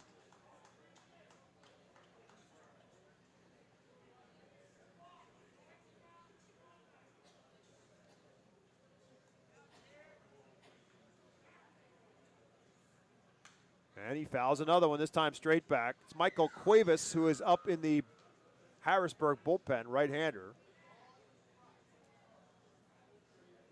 So as long as this inning has taken, probably does have enough. He probably will have enough time to be loose to take over the 9th inning. 2 on, 1 out. Still 1-2 to De La Cruz. That's in the dirt. Good block by Dissons. 2 balls and 2 strikes. Rain is slowed a little bit, but still coming down. Fightins and Senators back at it tomorrow night at 6:45 here at FirstEnergy Stadium. 2-2 to De La Cruz. Tapper back towards the middle. Farquhar steps on the bag at second. Relay is not in time. De La Cruz does beat it out and avoids the double play. Puts runners now at the corners and 2 outs. Yeah, smart play by Farquhar there, taking it himself. He was too close, not enough time to do a flip. And yeah, this one of those ones wasn't hit hard off the bat from De La Cruz, as ironic as that seems with him. And just, ultimately, it would have beat it out. So that will bring C.J. Stubbs to the plate. Again, runners at the corners and 2 outs. Stubbs 0 for 4 on the night. First pitch to him is way outside. Fightins will have 6, 7, and 8 due up in their order in the bottom of the 9th. Trent Farquhar, Luis Verdugo, and Elio Prado. Right now they need 2. Senators trying to make that worse. Stubbs, 1-0 pitch. De La Cruz takes off. Disson will throw down, and he's safe at second. The runner at third base bluffed, but did not go anywhere. Caden Wallace stays at third. Stolen base for Carlos De La Cruz. So that takes the force out of the equation. The count is now 1 ball and 1 strikes to Stubbs. Also puts another runner in scoring position for Harrisburg. Lead it 9-7. And that's low and inside. It's 2-1.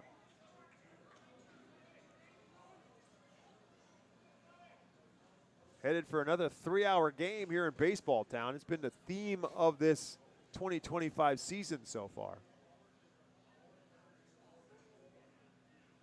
This one ripped foul down the third baseline. Its count is 2 balls and 2 strikes to C.J. Stubbs.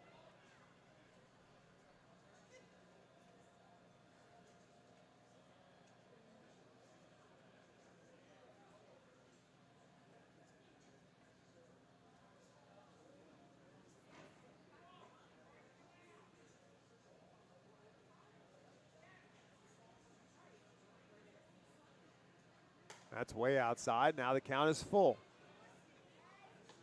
Stubbs played in the Astros organization up and through the early portion of May of 2024 when he was released, and then signed shortly thereafter by the Nationals. Played with Harrisburg for 53 games in 2024. 3-2 pitch to him. Rips it foul again, this time down the third baseline. Also got a couple games with Rochester at AAA last year. 7 games for Rochester, went 3 for 11. Now here comes Al Patrique out of the dugout. Yeah, Al's coming out. Looks like Sarah Binkley, the trainer's coming out. Brad Bergeson's coming out. They clearly saw something they did not like with Walling. Very interesting. You don't normally see both manager, trainer, and pitching coach all coming to the mound. So the Phils bullpen will now begin to stir, and if in fact they're going to take him out, which you got to think they're going to at this point in time, if nothing else for precautionary, whoever comes in would get all the time they need. Looks like they're doing something with the forearm if you're watching on MILB TV with Walling. So, I mean, at least on the bright side, they're not talking about the elbow. Right. It's kind of like the situation with Christopher Sanchez, where he just kind of felt like that pinching, the tightness in his forearm, and that's what he told Rob Thompson about it. Rob Thompson said, all right, you're done. Let's just find out if there's anything to it or not. So I don't know if Walling made a motion or if they saw it, but they came out. Stay in the game. He's going to stay in. Andrew Baker did start to throw in the Fightin Phil's bullpen. So there's 2 outs here in the 9th. And C.J. Stubbs is the hitter. 3 balls and 2 strikes to him. Wallace, the runner at third base. Carlos De La Cruz, the runner at second. And a 3-2 pitch. Lifts this one down the first base line, but slicing foul and out of play. So Stubbs continues to battle here.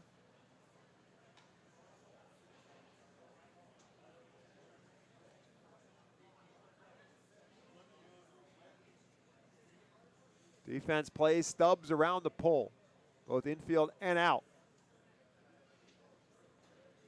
Back with the 3-2. Another foul ball from Stubbs.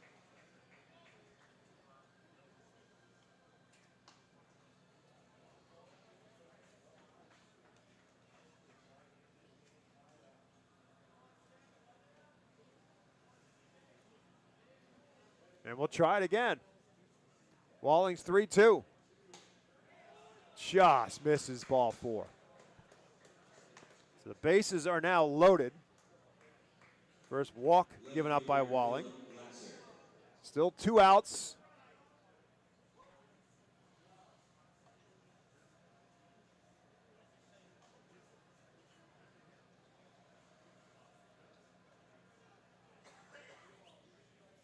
And Philip Glasser now the batter. He's 2 for 4 on the night.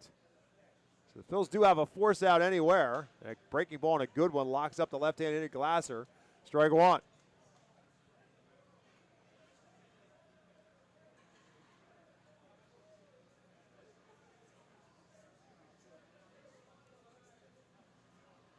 This one hit towards Miller at short. He'll outrun Stubbs to second base and step on the bag for the 3rd and final out. But the damage is done for the Senators in the 9th.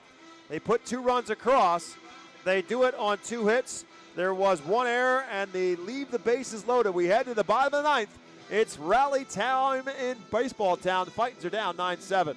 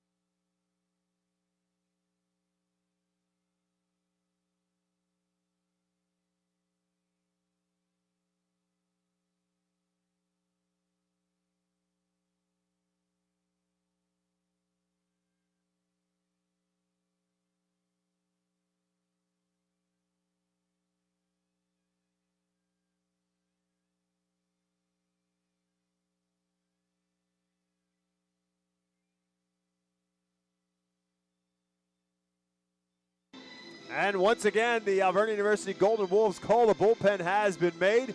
Michael Cuevas coming in to trying to get the last 3 outs for Harrisburg.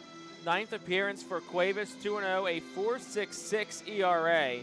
Does not have a save, does have a couple of holds. 10 hits over 9 2/3 innings pitched. No home runs allowed, has walked 6, struck out 9. Opponents hitting .256 against him. So the Phils facing their 5th pitcher of the night. Now the good news is they've gotten a run on all 4 of the other pitchers who have come in, but they trail 9-7. And Trent Farquhar will be the first batter here for the Phils in the bottom half of the 9th inning. Well, we got a come from behind win from the big Phils, so let's see if the Fightin' Phils can do it. Trey Turner comes up with it after Johan Rojas tied it up with a sacrifice fly. Trey Turner wins it against his former teammates, or the former team. I don't know. It was a wild pitch. Oh, it was actually a wild pitch. Stott scoring a wild pitch. Okay, I was going to say, I don't know if there are any former teammates of Trey Turner on that team anymore. As Trent Farquhar will lead it off here in the 9th. Farquhar 1 for 4 on the night with a 2-run home run back in the 4th inning. Excuse me, 1 for 3 on the night. He also walked back in the 2nd inning. So after the bullpen blew it in Philadelphia, the Fightins come back to win it 7-6 in the bottom of the 9th. 3 in a row now for the Philadelphia Phillies as Trent Farquhar swings and misses, makes it 1 ball and 1 strike. Farquhar to be followed by Luis Verdugo and Elio Prado here in the Fightins' bottom of the 9th. 1-1 pitch. Chopper, right side of the infield. Second baseman Wallace charges, flips, and time for out number 1. So that will bring up Luis Verdugo, who's had a good night with the bat. He's 2 for 4, the double and a solo home run. He's also struck out a couple times, so 2 for 4 with a run scored and an RBI. Looking to get on board here, bring the tying run to the plate. First pitch outside for a ball.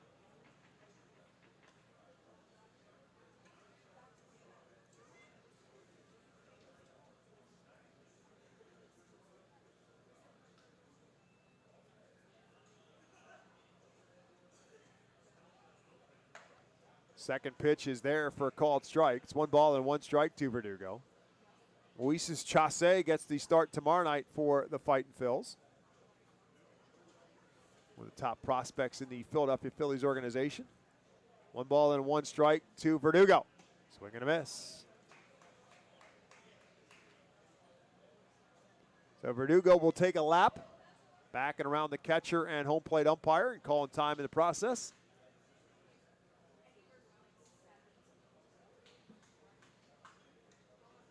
Invite you to stick around for our White Star Travel postgame show. We'll run through the scoring recap. 1-2 pitch. Outside, it's 2-2.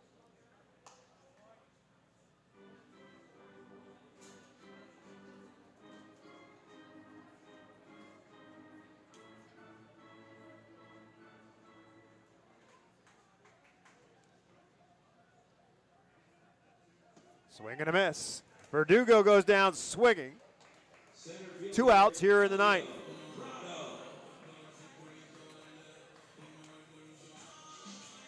Well, last chance for the Fightin' Phils here. Bloop and a blast. That's what you need to tie this game up. Elio Prado's been on base twice with a couple of walks. 0 for 2 officially on the night.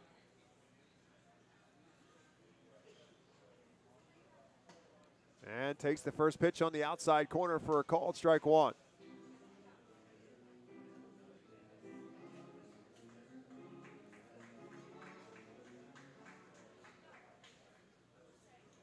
Hit him. Well, it wasn't a bloop, but he's on board. Does the same job. Now let's see if Disson can get the blast.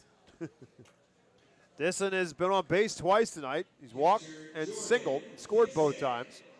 Also struck out, so he's 1 for 3 on the night. Jake said it last time up. He's been a pretty hot hitter. 4 hits on the road trip to Portland, and another one to start tonight's game, or tonight's series. So the tying run now at the plate in Jordan Disson. And he swings and lifts this one straight up. Foul territory down the third base line. Third baseman Morales will call for it. He'll squeeze it, and that will do it. Disson pops up on the foul ground, and the third and final out for the Fightins in the ninth. No runs, no hits, no errors, and one left. And the losing streak reaches 9 in a row as the Fightin Phils lose it 9-7. Back with the White Star Travel postgame show when we come back on the Reading Fightin Phils radio network.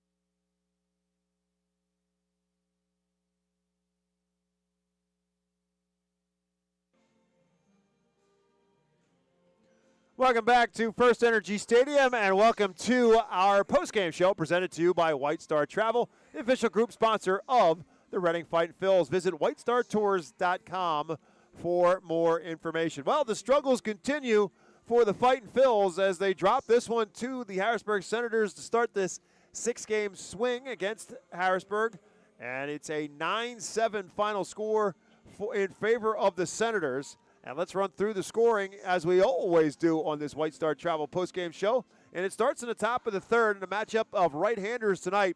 Aberson Castellano got the start for the Fightins, and a very promising starter in Jarlin Susana got the start for the Senators. And the two of them looked really good through the first 2 innings. The bats started to come around in the third, and it started with a 2-out home run for Dalen Lyle, the leadoff man in the Harrisburg Senators lineup.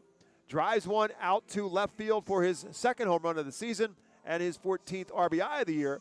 And the Senators are on the board first at 1-0.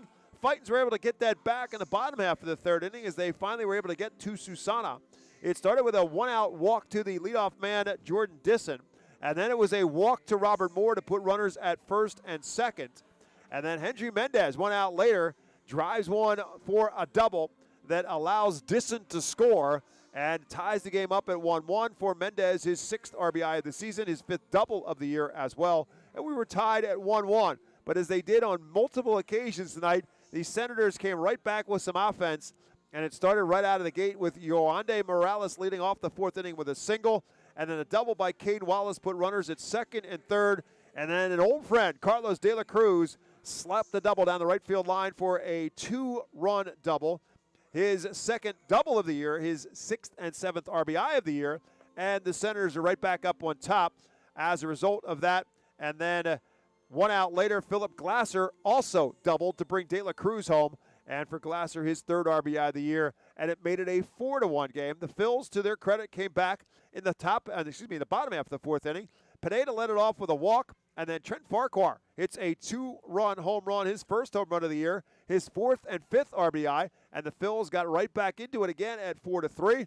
And again, as I said, every time the Phils started to make some move, these Senators came right back as the Phils could not get the shutdown innings until much later in the game as Harrisburg came back with another run in the 5th. It started with a Nick Schnell single with 1 out. He then stole second base, and then Cade Wallace, 1 out later, brought him home with a single. For Wallace, it was his 8th RBI of the season, and it was now a 5-3 game. Phils got that run back in the 6th inning with a leadoff home run from Luis Verdugo, his second home run of the year, 8th RBI of the season. And with that, the Phils were back again to within a couple of runs. It was now a one-run game, at 5-4. But guess what? Harrisburg came right back and put runs across in the 7th inning, and it started with the top of the order in Dalen Lyle as he doubled. 1 out later, Yohande Morales doubled as well. That was the 5th double of the game for the Senators, bringing Lyle home with Morales' first RBI of the night. He was not done. He ended up moving up to third base, and then on a pop-up behind second base, Trent Farquhar with the infield pulled up. Morales had gotten to third base, and then on the steal, and then Wallace popped one up with the infield drawn in. Farquhar backpedaled, made the catch, but Morales was able to tag up and score. So it's another RBI for Wallace, and another run across as well in the 2 spot in the 7th inning for the Senators. Made it a 7-4 game in favor of Harrisburg. But the Phils were not done as they came right back with another run in the bottom of the 7th inning. This time it started with a Hendry Mendez single, moved up to second base on a wild pitch, and then Keaton Anthony brought him home with a double. For Anthony, his 7th double of the season, his 11th RBI of the season. And the Fightin' Phils again chipping away at the lead. That made it a 7-5 game. And this time in the 8th inning, the Phils finally got the shutdown inning they were looking for. It came from Travis Kuhn. And we went to the bottom of the 8th in a 7-5 game. And the Phils did some damage in the bottom of the 8th. Started with 1 out, and it was a Jordan Disson single that got it started, flipping the lineup around. Robert Moore then laid down a bunt. Junior Santos in as the reliever. Airmailed the throw down the first base line. That allowed Disson to go to third, Moore to second, put the tying runs in scoring position. Aiden Miller then draws a walk to load the bases. Hendry Mendez hits a fly ball to left field to plate. Disson scored then on a pass ball, moving more move from second to third. So it was the error on the bunt to put second and third, and then a pass ball from Santos. That allowed Disson to score, moved Moore to third base, and then a fly ball from Hendry Mendez tied the game up at 7-7 as we headed into the 9th. Andrew Walling came in to try to get the 3 outs for the Fightin' Phils, but was unable to do so, as with 1 out, Nick Schnell singled, and then Yohande Morales hit a towering 2-run home run deep into the Fightin' Phils bullpen. His 4th home run of the year, his 10th and 11th RBI of the season, and the Senators yet again right back up on top, this time 9-7. Phils were able to get a man on base in the 9th inning as Elio Prado was hit by a pitch with 2 outs. That allowed the tying run to get to the plate, but a foul pop-up by Jordan Disson ended the ball game in Harrisburg's favor at 9-7. So there's the rundown through the scoring. 9 runs on 12 hits and an error for the Senators. They left 9 men on base. For the Fightins, 7 runs, 9 hits, 1 error. They left 11 men on base. Junior Santos, despite some of the troubles, does end up getting the win in this one. And he is now 1-1. Andrew Walling takes the loss. He is 0-2. And Michael Cuevas, who came in to get the last 3 outs in the 9th, ends up getting the save, and that is his first. Time of the game played in 3 hours and 4 minutes, and it's played in front of 2,822 here at FirstEnergy Stadium. We're back at it tomorrow night. 6:45 is first pitch here at FirstEnergy Stadium. The Diamond Credit Union Plaza will open up at 6 o'clock. The seating bowl the same time at 6 o'clock. And it's a matchup of right-handers. Moises Chase will get the ball for the Fightin' Phils. Hyun Il Choi will get the start for the Harrisburg Senators in Game 2 of this series. As the Fightin' Phils, more importantly now, trying somehow to snap this skid, which now has reached 9 games in a row. Harrisburg with a win improves to 10-12 on the season, and with that loss, the Phils fall to 5-15. That will do it for our coverage on the Reading Fightin' Phils radio network, and of course on our flagship 830WEU.com. Hope you'll join us again tomorrow night. 6:30 is our pregame time, and again 6:45 is first pitch. Aiden Miller, who joined Jake for the pregame show, will have more of that interview with Aiden Miller as well tomorrow night. As the Phils drop this one tonight in Game 1 of this 6-game series with the Senators, Harrisburg wins it by a final score of 9-7. For my colleague Jake Starr, my name is Bob McCool. Thanks for listening to Reading Fightin' Phils baseball on the Reading Fightin Phillies Radio Network. Hope you do it again tomorrow night. Better yet, love to see you here at the ballpark. Thanks for listening, everyone, and have yourselves a great night.